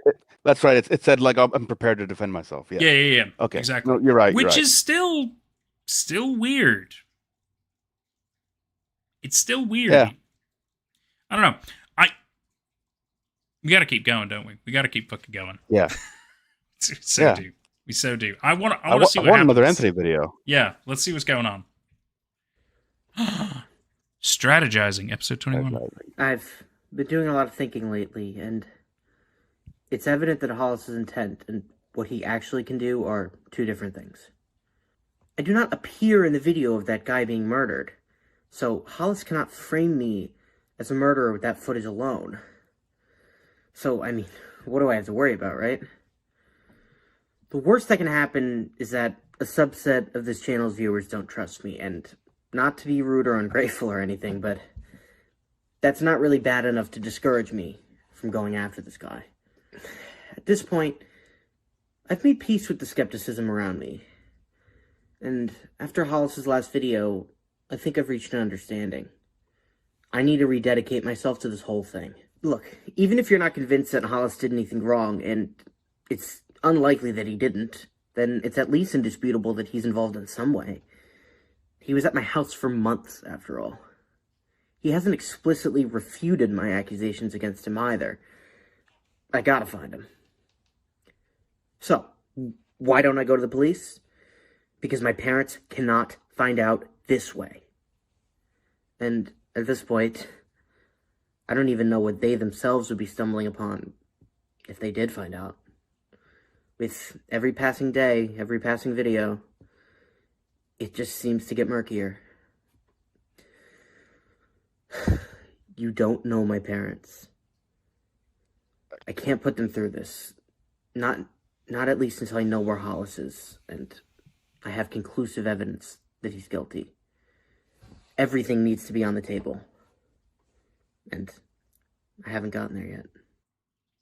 It's important to realize, I'm not in any direct danger. Not at the moment, at least. Hollis has threatened me, but there's no indication he can follow through with any of it. He's hiding from me. Why exactly, I don't know. But the person who's most at risk of harm, I think it's the person Hollis is staying with right now. This has, of course, been on our radar since video 18. You can see this guy in the background a couple times, silhouetted, and as someone pointed out to me in the comments of video 20, there might be someone off camera in that one. Who is this person? If this place where Hollis is staying belongs to whoever it is, then the guy strikes me as a fairly normal individual, right? I mean, he lives in a small apartment. Maybe it's a family member of Hollis's? I wasn't able to find out much about Hollis online, but I found even less about relatives. I guess this would be my assumption for now. But imagine if it's a stranger. Some good Samaritan who's letting Hollis stay there out of the kindness of his heart. We all know what Hollis might do to strangers. And if they didn't know each other before now, or hell, even if they did, then I worry about that guy's safety. Whoever he is. Probably knows nothing about what Hollis is involved in. If he did, I mean, he would not let him stay with him, would he? Tracking down Hollis is about Jordan. It's always been about Jordan, and it will always be about Jordan. Doing right by him, my parents, myself. But it's become clear that it's about other people, too. When I find you, Hollis Coogan, it will be for Jordan. It'll be for the man you killed first, the man whose identity I don't even know. And I'm willing to bet it'll be for your new potential target, too. This is why I'm not giving up, see? When you're doing things for other people, instead of for self-preservation, your resolve will never weaken. Oh, and, by the way, I guess I'll bring this up, because you surely wouldn't have shown them if you didn't have a good reason, but what's with those handcuffs in the bag, dude? Why are they there? Did I keep you change in the garage or something? Anyway, finding Hollis is going to be a drawn-out process, no matter what. I mean, it already has been so far. But the way I see it, the first step in figuring out where Hollis has gone is to question all the people he's been in contact with on these online accounts of his. As you know, they're my accounts now, so I can see everything you once sent to people. And actually maintain quite a few conversations with people. This would have been between August 1st and September 6th, 2020. I've been systematically going through his old direct messages on Twitter, and on Instagram as well, of course. There's a surprising number of people. Hollis stayed in relatively regular contact with a fair few of them. Looks like these are all just normal people who reached out to him to ask him about what he was doing, why he was being so mysterious about everything. Not like he knew any of them beforehand or anything. But if he established any kind of relationship with anyone online, then it's possible he revealed more to them than he ever revealed publicly. He could have spoken with anyone about anything. I mean, over email or something. There's no way of knowing unless I try to ask all these people about it. This process will span a while, and I'll update you all as it continues. Maybe it's not guaranteed to get me anywhere, but it feels like there's a lot of opportunity in reaching out to people like this. I am optimistic, which is more than could be said for how I felt after that USB. So, with that in mind, keep threatening me, Hollis. Strange video. Yeah. It just like he continued the way that I imagined he would. Although I was hoping he would have gone to the police, but he he didn't. He didn't really make himself look less suspicious. He just kind of kept throwing the dirt on Hollis. Yeah. And like his theory, there's a point that like Hollis is evidently staying with somebody now. I hadn't noticed that, but Yeah. I had wondered because we saw he was indoors in one of those videos. So, but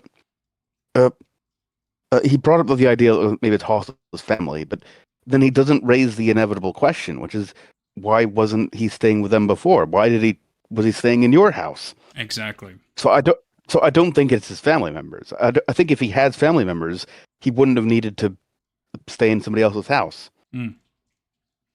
Yeah. There's too many strange questions still. I completely agree. And I think everybody else is kind of on our side as well. Even Chaos is like, I don't know why I don't trust him, but I don't entirely trust him. And I agree. I've been on as much as I like Anthony and his drive, it is getting fishier. Yeah. And I don't enjoy his defense of not going to the police because you don't know my parents. I don't want them to find out this way. That's so. I mean, like him saying you don't know my parents is the strange one, but him saying I don't want them to find out this way. I think what he's trying to say there is I should have told them YouTube thing and all this shit. Yeah, okay. I think what he's saying is like I should have told them when I first found out about it, but the fact that I didn't makes this look a lot worse. So now I've been doing this for too long now. It's no longer a good idea to do that. But whereas like you don't know my parents, just it felt to me like a very, very on the nose summation of like the themes I was talking about earlier. It's like we as the audience, we only know what they explicitly tell us, and anything else is pure mystery and speculation for us. But and so. As an audience member, I love that he called attention to that, like made it really obvious. Like, you don't know my parents. I'm not going to tell you about them, but you don't know them. But also like, tell me about them then. Honestly, right? Yeah, it's I'm getting kind of Twin Peaksy vibes, just with the fact that it's convoluted and confusing, and the further in you go, the more mystery there is. But I feel like the problem is this hasn't established more mystery. It's still kind of in the same mystery area, and it's not exactly giving you more. But it's just strange, right? At this point, I think we're. It feels to me like the narrative is focusing on the rivalry between Hollis and Anthony. That's what's developing right now. Yeah, I imagine like the narrative will probably shift gears at some point, but right now it's fleshing out that rivalry, and we'll probably learn some details through this. But it's probably going to continue in this vein for a while. That's my guess. Yeah, I would think so. You ready? Yeah. Oh, still watching more? Cool. Oh yeah, I'm fucking down if you're down. Yeah. Dr. Tanner, episode 22. Hey everyone, there's something important we need to do. Anthony. But I'll update you on the previous video first. Great.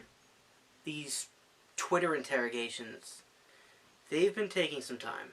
And in that time that I've been waiting for people to get back to me, it's been just consuming me mentally. The question is, have I found anything out yet? I can't say for sure.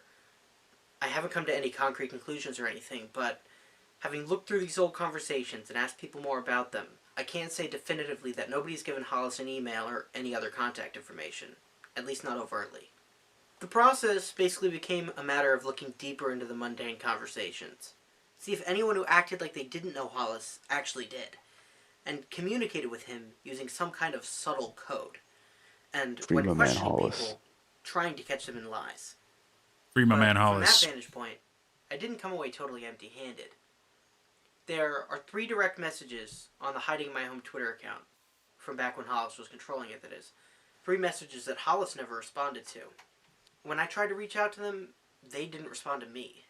On the face of it, there's nothing weird about these messages.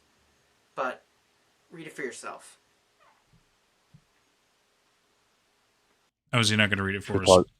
Okay. Yeah, I was wondering that. Yeah, do you want to read it? I don't know what this is about. It's captivating but confusing. When you made the third video, I was sure it's a pretty typical ARG or something. But then the fourth and fifth ones came out, and there was far less focus on code breaking. And it seems a lot more like, I don't know, just an art project or something. I have zero idea what's going on. First of all, one thing you should do is include more for the audience to do with each video. Like at least one puzzle to work out in each video. An ARG with basically zero puzzles isn't conventional or a good idea. The artistry and the puzzle solving was balanced best in video 7. Do more like that one. I'm sure you'll continue this until you hit a 3-digit number. So you'll have plenty of time to implement that, lol. You need to do it like this again. Like dude, what the fuck, man? Yeah, See, that is a pretty funny one. It's hard. It's hard to know what's relevant and what's not. The poem in video 10, I found it interesting. Do you find yourself inspired by this? Over my head, I see the bronze butterfly asleep on the black trunk, blowing like a leaf in green shadow. Down the ravine behind the empty house, the cowbells follow one another into the distances of the afternoon. To my right, in a field of sunlight between two pines, the droppings of last year's horses blaze up into golden stones. I lean back as the evening darkens and comes on. A chicken hawk floats over, looking for home. I have wasted my life. These people could just be speaking to Hollis with Silly complete poem. innocence and naivety, or I've been watching the videos and things look a bit worrisome for you. Be careful. Don't skip your appointments. I'm 25 and seeing a psychiatrist since I was 9. It's pretty much how I remain functional straight into adulthood. If you'd like someone to talk to, let me know and you can email me at gmail.com.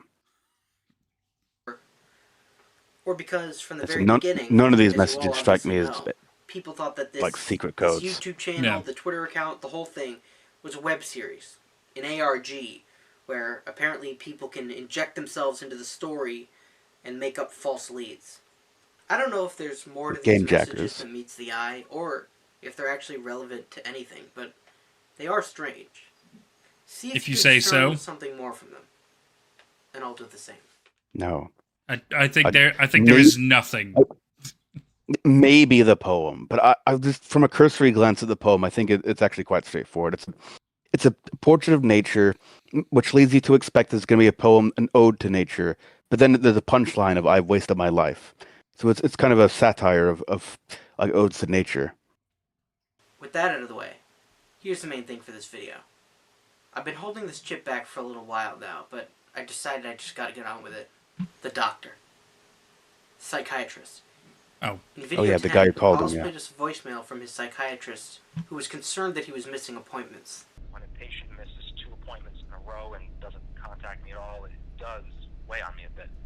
Think of all the things he could hypothetically tell us about Hollis. Of course, talking to this guy was a difficult prospect. In the voicemail video, Hollis put distortion over the doctor's name and his own. At a glance, there would have been no way to contact him. No way to figure out who he is. Except that now, I know Hollis's name. So, before I started filming, I looked through all the mental health clinics in the area where Hollis and I live, or at least where Hollis used to live. I looked them up, looked up their phone numbers, and in a lot of cases, each individual practitioner's number was listed. I called, posing as Hollis's father innocently enough, all the various clinics. And if I got the wrong one, I just said I was confused about which place Hollis went to. He makes his own appointments after all. And then, I hit bingo. I called the main line at a particular clinic where they said the name of Hollis's psychiatrist. His name is Dr. Elliot Tanner, and his office is not too far from here. So, while I still have a little adrenaline pumping, I'm going to call him. Now, he can't just talk openly about a patient, so I need to do this right. I'm going to have to weasel it out of him, nice and subtly. But I do have a plan for that. Does strike me as good at weaseling. I'm not going to Yeah, procrastinate. right. Let's get on with it. God, I wish they wouldn't do this on camera though. It's so nerve-wracking to watch phone calls on camera. Yeah. But I guess it's good content. Yeah. Hello, is this Dr. Tanner? Elliot Tanner. It is, yes. May I help you with something? Well, my name is Robert Coogan. My son Hollis, I believe, is a patient of yours. Oh yes, Hollis. Yes, I've called Hollis a few times over the last couple of months because he stopped coming in for his appointments. I don't suppose you're calling to let me know why that is. Unfortunately, yes, that is the reason I'm calling. In fact, I heard the voicemails you left on Hollis' phone, and I thought I'd do you the courtesy of letting you know about this. Hollis passed away a couple of weeks ago. It was very The sudden. fuck? There was an underlying heart condition of some kind. Okay. I imagine this is the way to breach patient confidentiality. Tina, Suppose so. my wife. It's In which case, he's very difficult videotaping for himself us. committing a crime right now. And Yeah. I just wanted to let you know so you wouldn't worry.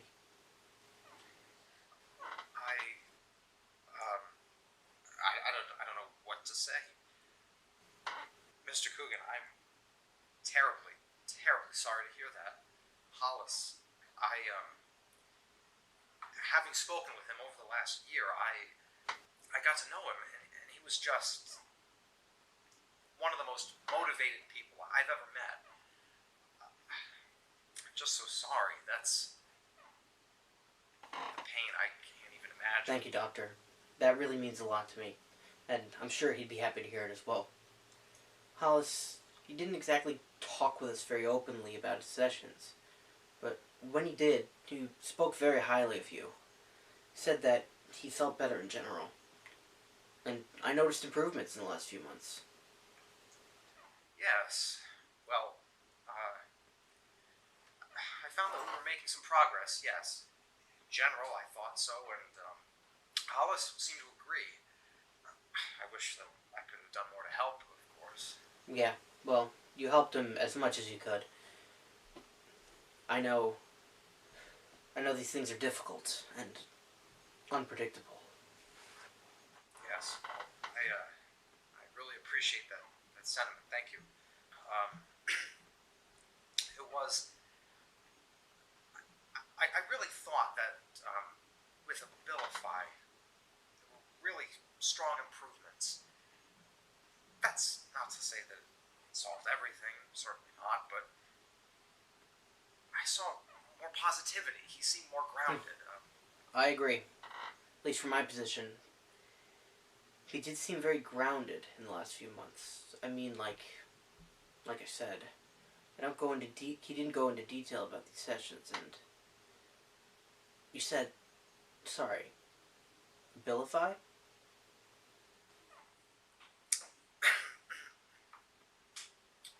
Yes. Listen, let me say again, I'm just incredibly sorry, Mr. Coogan. Thank you for letting me know, and I wish the best for you and your wife right now. Goodbye. Dr. Tanner! If that is strange.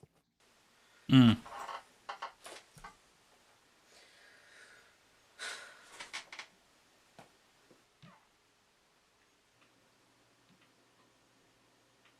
Oh, it's a drug. Okay.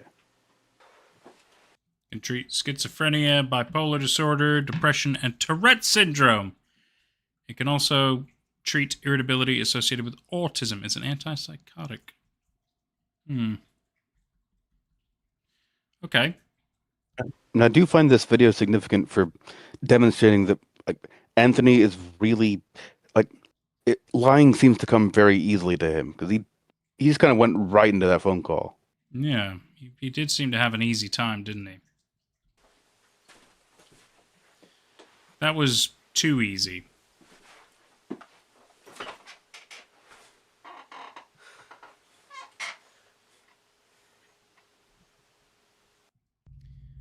He makes it seem like he had groundbreaking information out of that, but I mean, it just proves that he was being treated for any number of these things.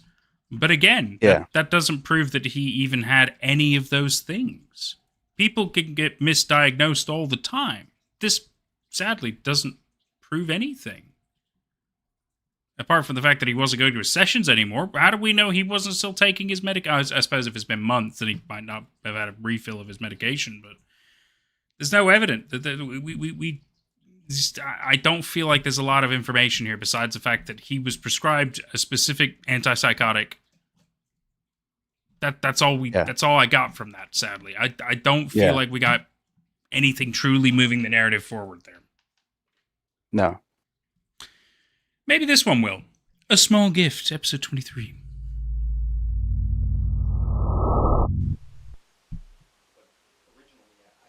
Cat brush. Oh, shit. Ah, no fucking subtitles. Subtitles, I know. But he's saying something very quietly. Either that or the camera's in a different room. Everything will happen just that much faster. And everything will come across more comprehensible. The handcuff. Thank you. Thank you. I took a risk putting my faith in you. This is the Is phone that Dr. call. Tanner? No, this Yeah, I is was- I was this. thinking Yeah, that. this is the phone. I think this is Anthony. I think we can hear Anthony on the phone call. Hmm.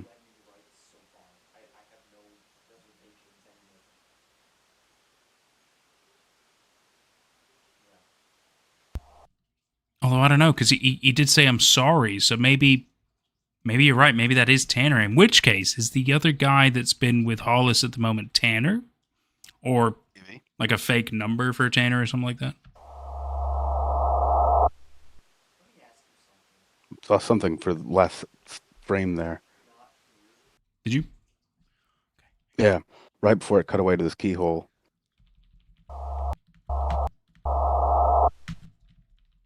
See, did you see? Something's entering the frame. Is it? Right, the last. Yeah. Oh, on the right? If it go, Yeah, yeah, on the 'cause if right. you go back, yeah. Yeah, look at that. Or it might just be a It's- reflection. But Yeah, it could be something. It could be something.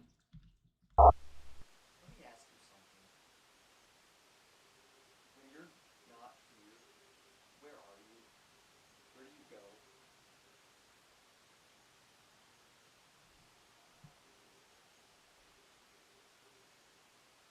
Are you still around? Can you still hear me?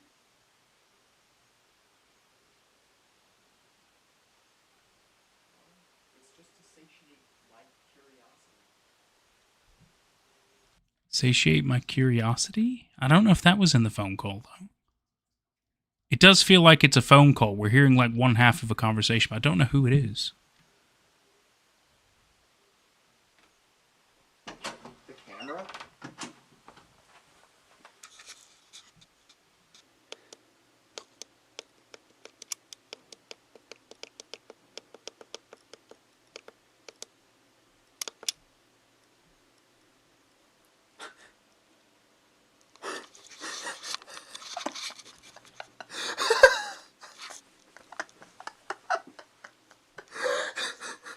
You were right. It is here.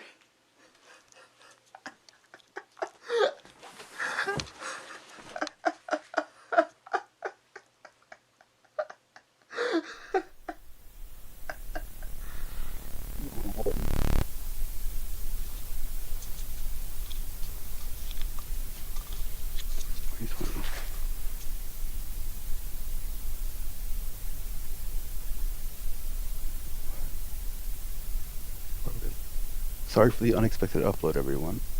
I didn't realize I had this. What is this?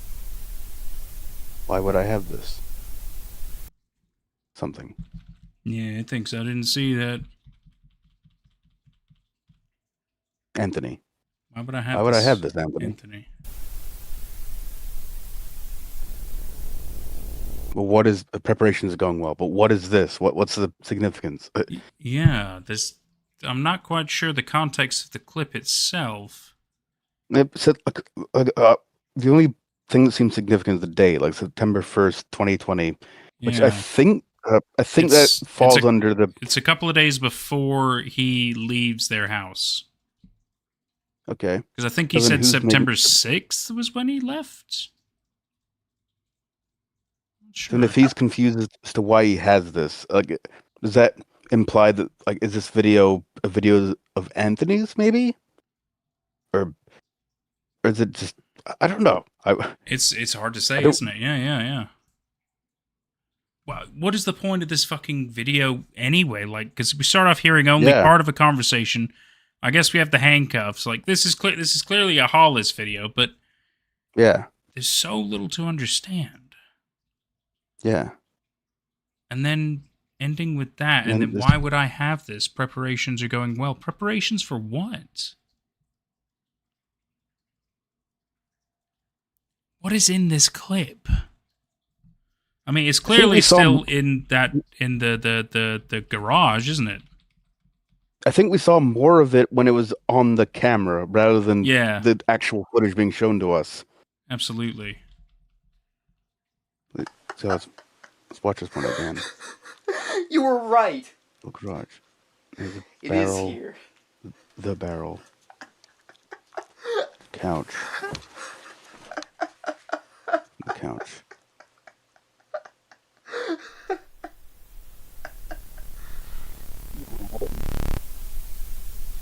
And then it just cuts out.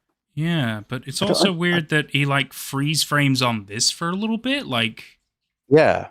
is there supposed to be something here that we? This whole sequence some is sort of- strange. I would guess that there's something something about this that identifies the person holding the camera. But I can't really remember off the top of my head what it would be. Maybe the shoes, maybe the hand. Maybe the fact that maybe the leg is bigger than Hollis's or something. Yeah, maybe the Maybe. hands aren't Hollis's. Maybe you're right. Maybe there's like certain things that signify this isn't Hollis taking this footage. Yeah. And that would and the reason that I'm kind of fixating on the idea that it's Anthony is it's the only thing that would make the question make sense. Like, why do I have this, Anthony? Because Yeah, if this was Hollis, then it would make sense that he has this. It's his camera, absolutely. and he filmed himself doing something. But Hmm. if Anthony had filmed something on his camera during this period of time, that would Hollis would ask that question. Yeah. And that's just kind of like a garbage barrel, so it's not the blue barrel in question. So it's not Well, it looks that. like the blue barrel. Yeah, but it's this isn't a rain barrel or an oil barrel. You can kind of tell it's a bit more like a regular garbage barrel because it's open. It doesn't have any of the rings or anything like that. It's got a little plastic jetty out part. This is, but then here's another part of the problem. That means Anthony's used his equipment. Yeah. Does that mean know, that that- Anthony and Hollis they do know each other? Were they working together or something? Because Like- why would his footage be on Hollis's camera? He had to use Like, the it- camera. It might mean that this person was staying here, but he hadn't said anything, and he knew about the camera, or I don't know. Like I'm trying to think of innocent explanations, but also there's the more serious explanations. Yeah, I don't know. it's just more confusion. I And don't an know. open question like, is Anthony gonna talk honestly about it, or is he gonna, I don't know, just kind of deflate it and make it seem like, oh, you're planting this on me, Hollis, or you're trying to make it look like I did this, Yeah, I which found may that also to be the case. I found that to be weird when he said that as well, because in Hollis's stuff, I didn't think Hollis was implicating Anthony of a crime. But Anthony defended himself like that's what was happening. And I found that to be a weird response. I don't know. Yeah, Let's watch another, shall we? yeah, I would love to. So, a lot of things happened. Have been happening. For one thing, Hollis showed us the footage. I guess he's trying to say it was me at the edge of that shot, meaning that I had his camera for some reason. It's pretty smart, actually. But not hard to fabricate that. Not hard for someone like Hollis. I'm willing to bet that when I find him in his laptop, there'll be an extensive After Effects file making that look nice and real. Unless he covered his tracks and deleted it. Maybe one of his entities told him to do that. But there'll be plenty more evidence against him either way. But then, of course, you remember in my last video, I showed you those Twitter messages. Why is he so set on these? Well, it didn't take long, but people in the Hiding in My Home Discord did find something in them. 3 sets of characters that, when you put them together, give you an email address. People sent emails to it, and they got responses from someone who... Okay. Oh, I see. But then how do you get the The RP? RP, yeah, like Well, okay, The droppings number- is the a typo, numbers- so the I can numbers, understand like- that one. Oh, I see. Because afternoon is missing an R, and droppings is missing a P. Okay. Okay. Okay, it's pretty wild and clever then. Okay. But Well, that would logic makes sense to me. I wouldn't have assumed to put these other 2 with it. I would have just gone with the last one because I had the unfinished Gmail thing. So I would have been like, oh, maybe it's 259@gmail.com. But this is very convoluted and interesting. I guess we'll see what's going on. Well, someone who acted like part of some company? Regional protectorates. They basically asked people to send anagrams on Twitter, most of which are still unsolved. What? Nobody really knows anything else yet. I don't know, see, this is Oh, I see. so I see. Regional protectorates were asking for unsolved anagrams so they could solve them. Gotcha. far removed from anything we've seen so far. I was still under the impression that it was someone, some new person trying to hijack this whole thing as their story after seeing the messages in my video. I mean, come on. Hang on a sec there. His lip syncing isn't lining up. I was still under the impression that it was someone, some new person trying to hijack this whole thing as their story after seeing the messages in my video. I mean, You're right. That's just... That may have just been... It could be nothing. May have been an honest mistake. Yeah. But yeah, you're right. But it is just strange. come on. Regional protectorates, some mysterious organization. That sounds pretty ridiculous. But then, a few days ago, I got a message on Twitter. Some guy told me to email him at his address. A different one. It was not the coded email address. Whoever But this it's is, 008 instead he of said he knew 7. someone who could help me. Now, I don't know if this is really connected to the first email address, but it didn't seem like it. It seemed completely different, so I emailed him. Now, I'm not going to show you the emails because he asked me not to, but he basically said that he'd like to meet in person. Whoever this is, he must live fairly close by, or close enough to drive to me, because he asked to meet me in a public park about a half hour from my house. He didn't ask me where I live, and I didn't tell him. Oh, and he also said this wouldn't cost me any money, for what that's worth. I asked him what we were going to talk about, of course, if he had any information he could give me right then about Hollis or anything, and he said he didn't. He's just going to put me in contact with this other person, his employer, and they'd like to do that in person. I mean, I thought about hiring a private investigator of some kind at first, but if it was just some random person, then how's that different from going to the police anyway? What if this person knows something about Hollis? Something that I don't know. Something that police wouldn't know. From the way the guy I talked to made it sound, he does. And see... Did you go, That's just it. Anthony? I know exactly what you're thinking. This sounds unbelievably sketchy, but what if this guy... What if he knows something crucial? So, I've decided. I already told him. I'm meeting him tomorrow. I've thought about this pretty hard.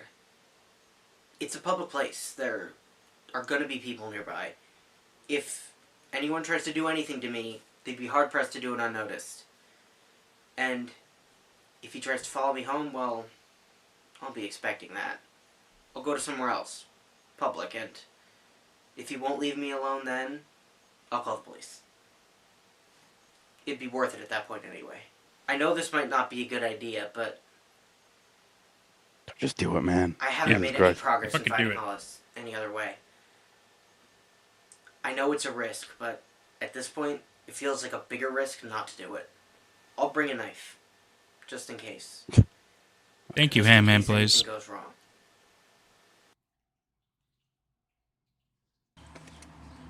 He told me he'd be here at 4. It's 3:30 now. He told my parents I was going to the library.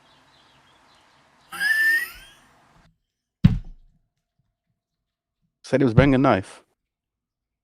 Technically, he's met the criteria.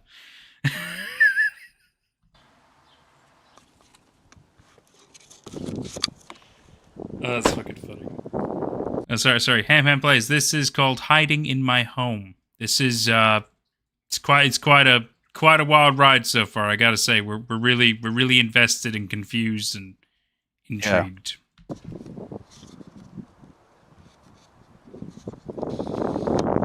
Well, guess I'll know it was him when he gets here.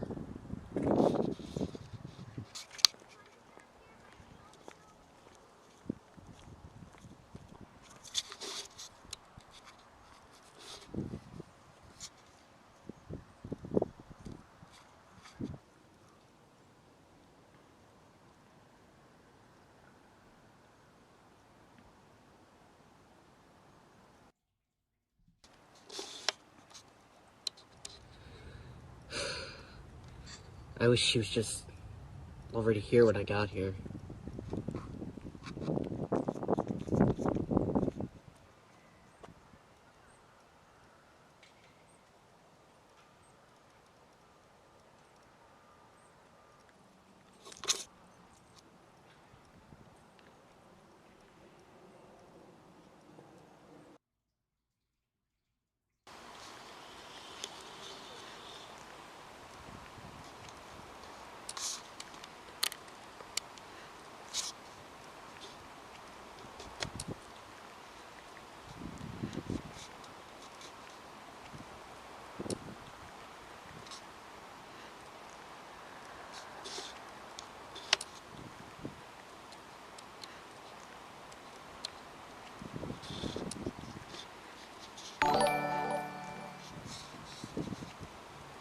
Thank you, Ham Plays.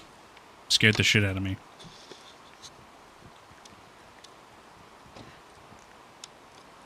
The man with a pixelated face. Must be him. Right, you film things. Anyway, you're Anthony. Yeah, thanks for coming. You are? As you know, I'm here on behalf of my employer and your potential future client. He discovered your online accounts and took an interest in your dilemma. Right, yeah, that's excellent. I'm really appreciative of his offer. So, how does he plan to help me? Does he know anything about, Hollis Coogan? I know you said you don't personally, but did he tell you? You gonna follow him, Anthony? Sorry, just looking around. In this case, he only told me to make the connection between the two of you. I don't know anything about this person you're dealing with, but I can tell you that my employer's an intelligent man, and he's done a lot of investigative work in his day. Much of it in a similar vein to yours.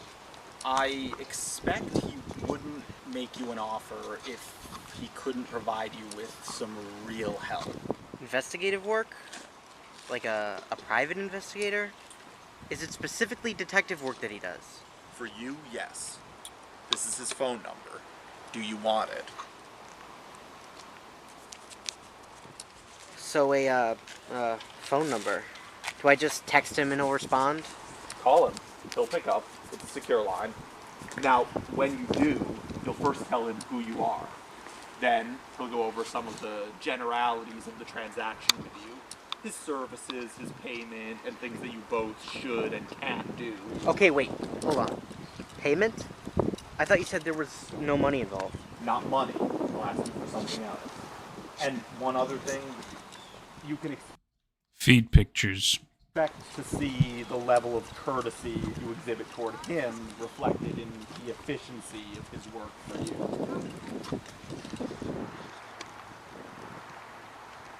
So, you have any questions? You sure you didn't hear anything? You can't help me yourself at all? Don't think I can. Sorry about that.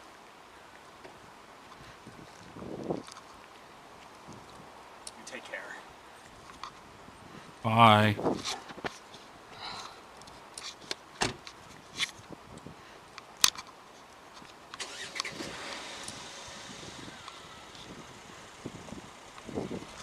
Hey, listen, I'd appreciate it if you could blur my face. You know, like you did with that other guy. I was waiting for him to say that, yeah. Yeah, I can. Hey, but I didn't blur any faces. Well, you're gonna blur this one. Hollis who did that.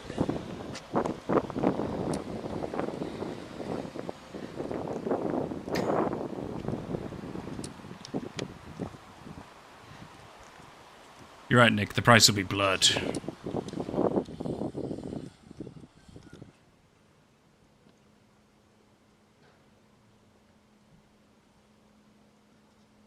Very artsy shot. Yeah, don't lose the phone number.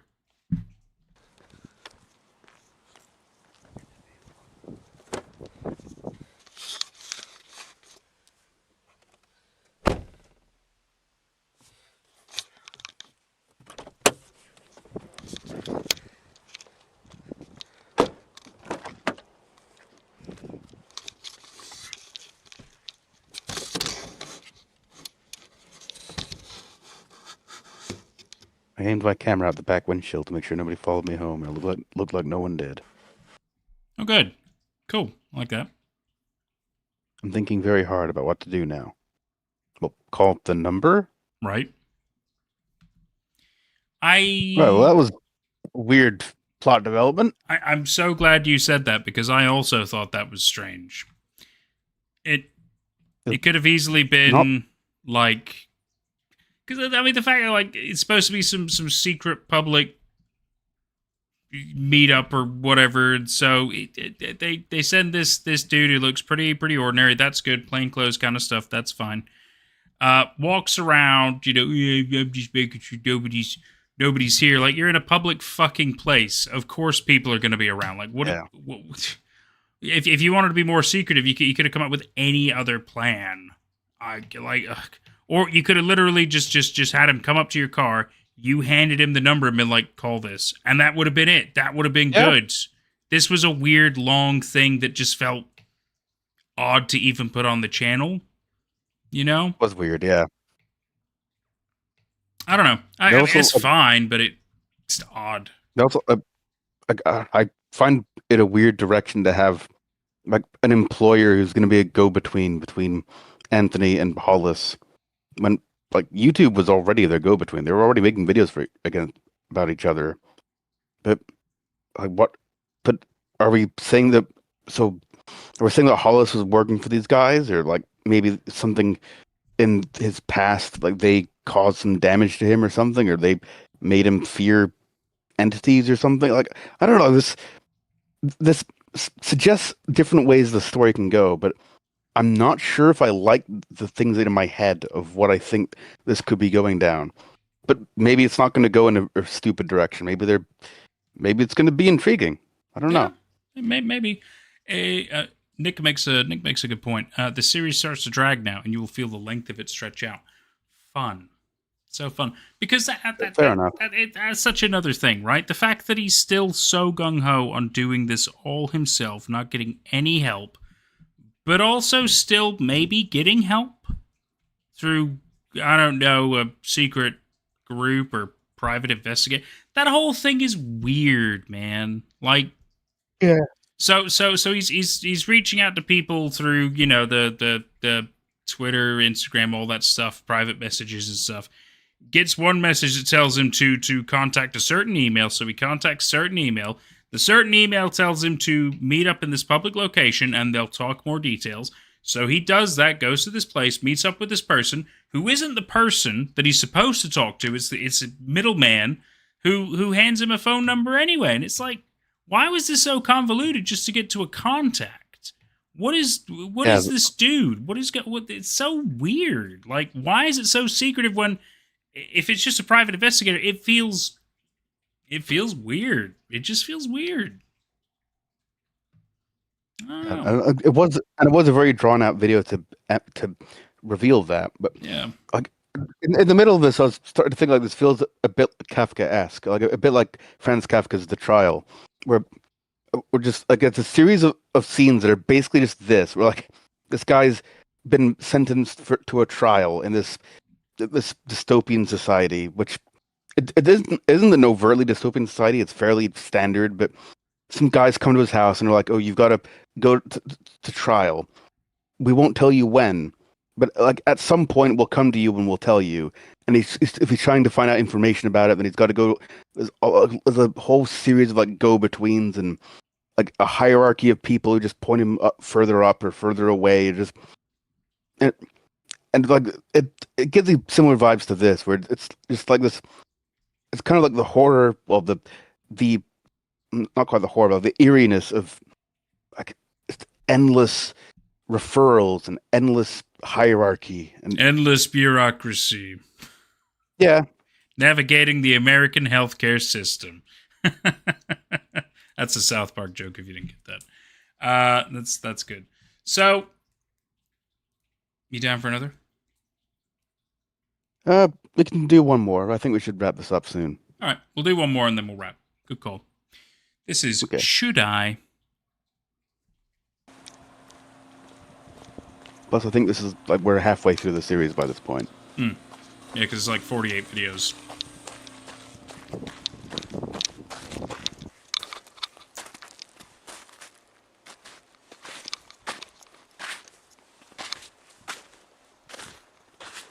God, I miss snow.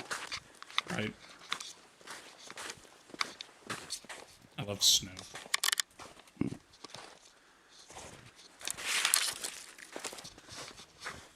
Where the fuck is he going? Right. I'm gonna go deep in the woods and make a phone call. Like, why?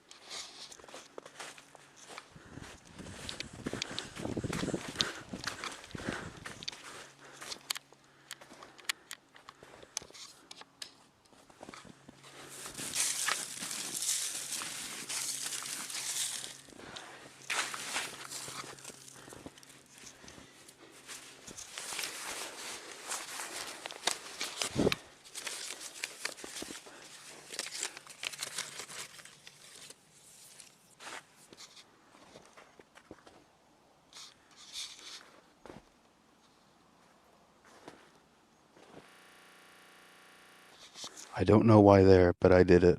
I think is what that said. Okay, so I guess this is Hollis. Mm. I would have Ch- something.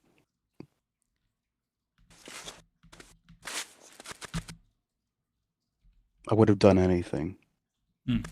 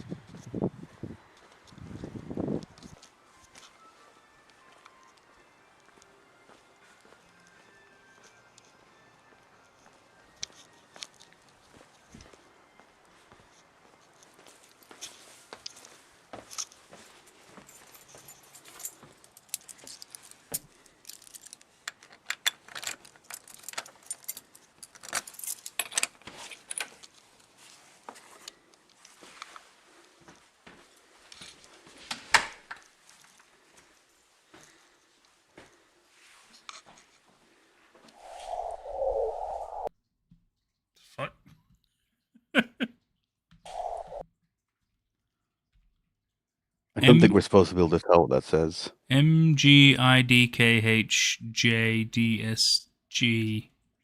Fuck knows what the other letters are. I'm sure somebody else already cracked this anyway.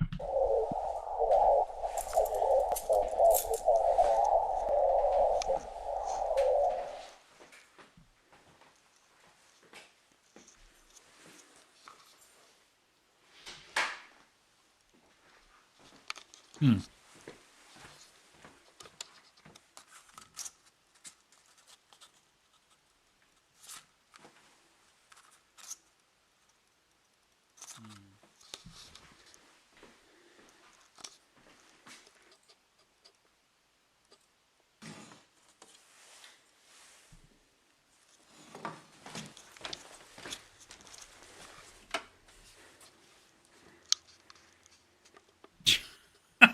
Bit fucking overkill. 3 laptops.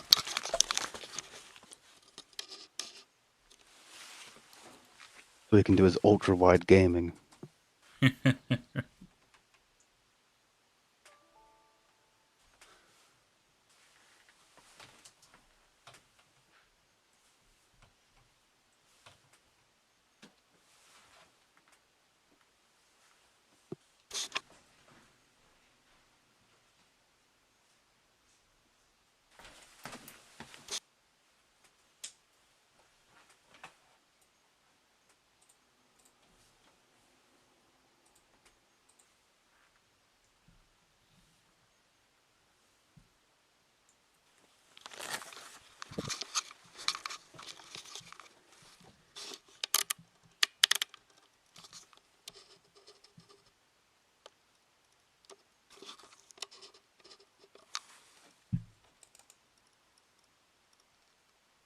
Very good, Hollis. You've learned how to make folders.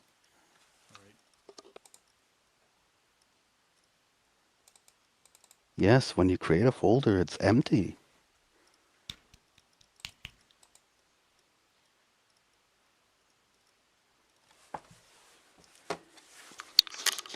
Created these on my birthday, January 2nd.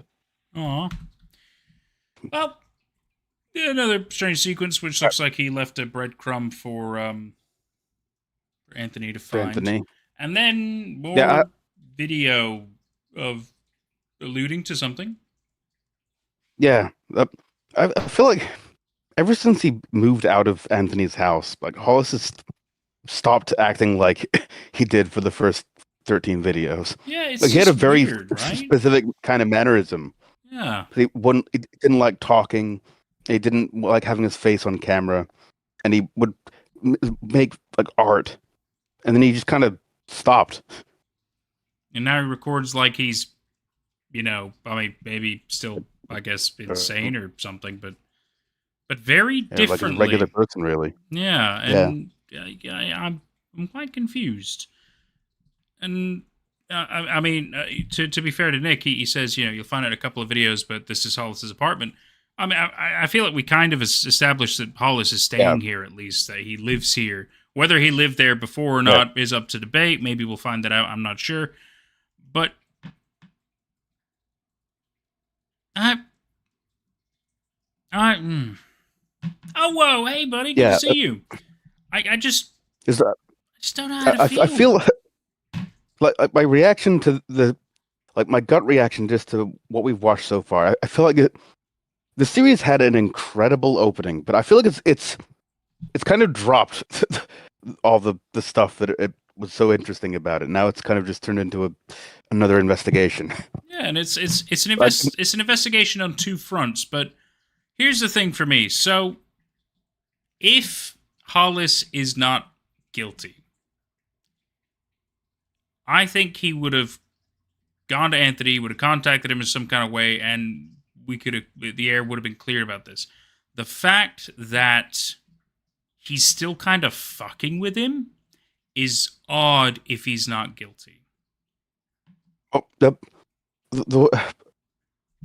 I kind of suspect, and this is just as usual, it's pure speculation, going with like vibes. But one of my ideas on that is it's like he's working for this employer, and it mandates complete secrecy or something like that. So, he's bound by certain restrictions, and he can't, he can't communicate directly with Anthony. He can only communicate according to certain rules, and that's another thing. We had all the freaking rules in the original videos, and they've also just been dropped.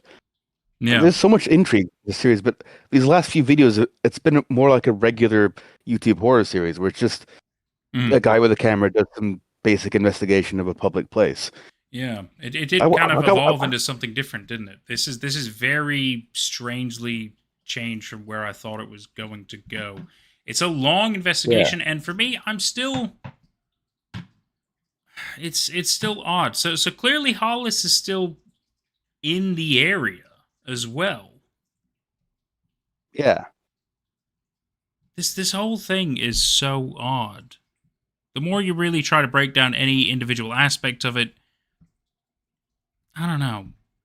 So the other annoying thing, right? So my assumption is that Jordan in this series, he's a missing person, right? So the parents have probably told the police that yes, our child is missing.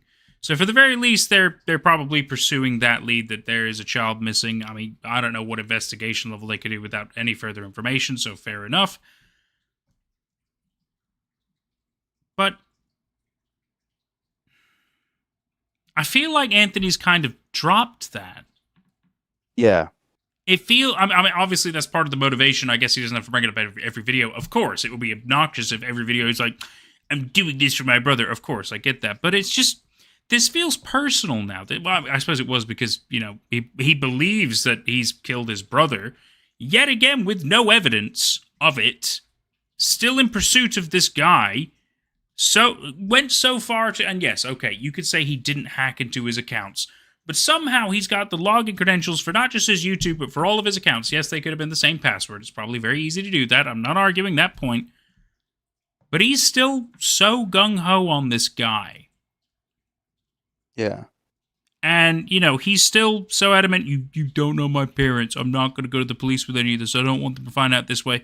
Why doesn't he talk to his parents? For me, even if I were to do some personal investigation, let's say hypothetically my brother Jordan went missing. I know I would probably investigate for sure, but I would also still tell the relevant people things. I feel like you would have, at least his parents. It's so strange. Yeah. I mean, he's met some random dude in a public place, got an obscure phone number from an obscure, we're assuming, private investigator or whatever the fuck. This whole thing is getting so out of hand, and yet progress has not been made. He is no closer to Hollis. He is not. Even though Hollis is even giving him fucking breadcrumbs and Hollis told him what to do. This is Anthony. There's a strangeness. There is a real freaking strangeness with this. And I can't quite place where it belongs. Because for me, I feel like both Hollis and Anthony are strange. And that's weird. I don't know who I should be rooting for.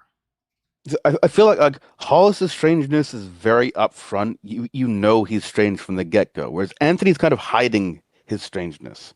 His strangeness is in what he doesn't say. Whereas Hollis just says strange stuff. That's true.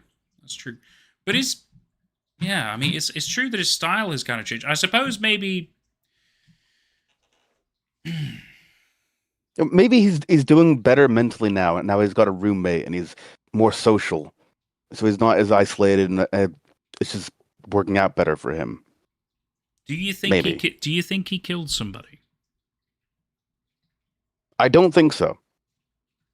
I would be surprised if that was actually the truth, and if it turns out to be the truth, I think it was definitely a tragic kind of thing. I don't think he's a cold-blooded killer. You think maybe somebody put him up to it or something? Yeah, or he was threatened or possessed even.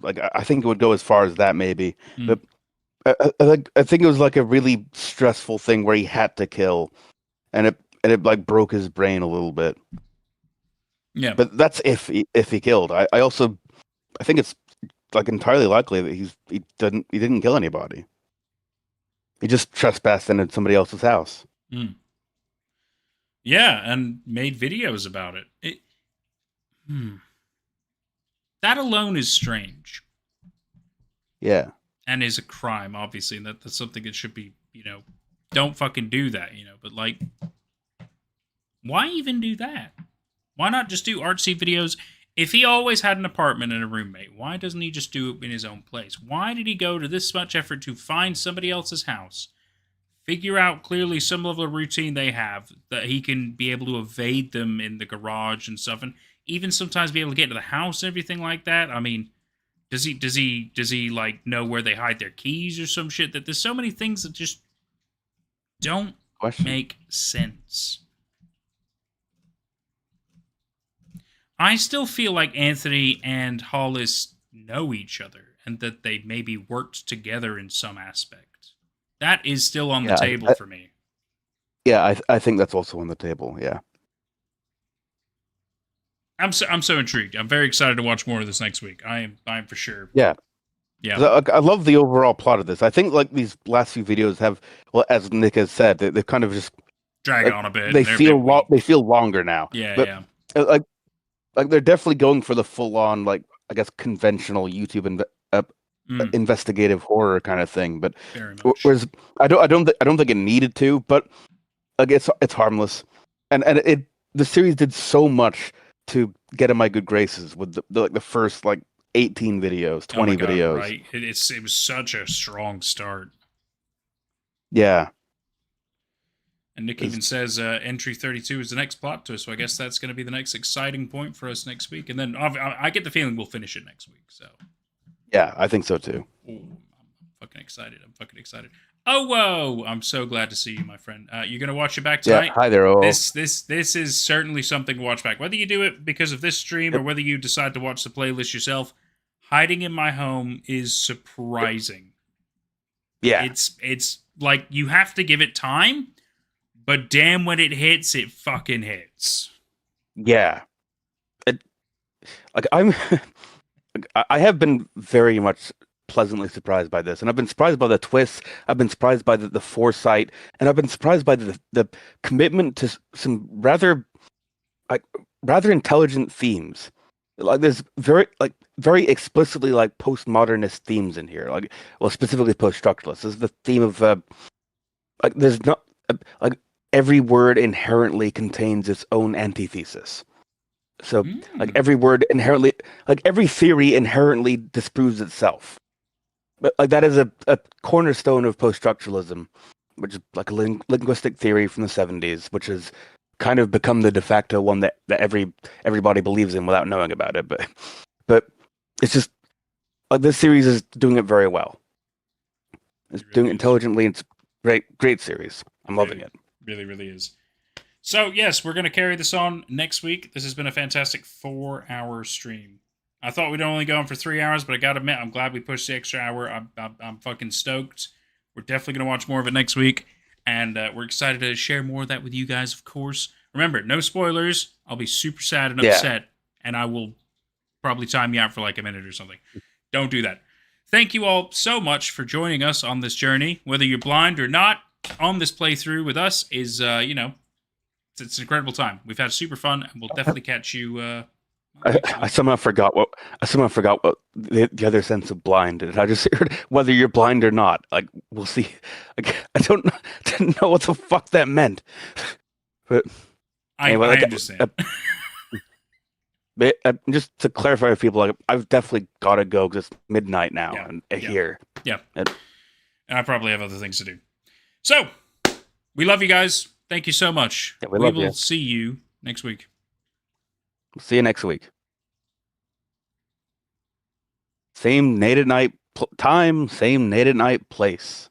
That's confirmed. That is true. Bye, guys.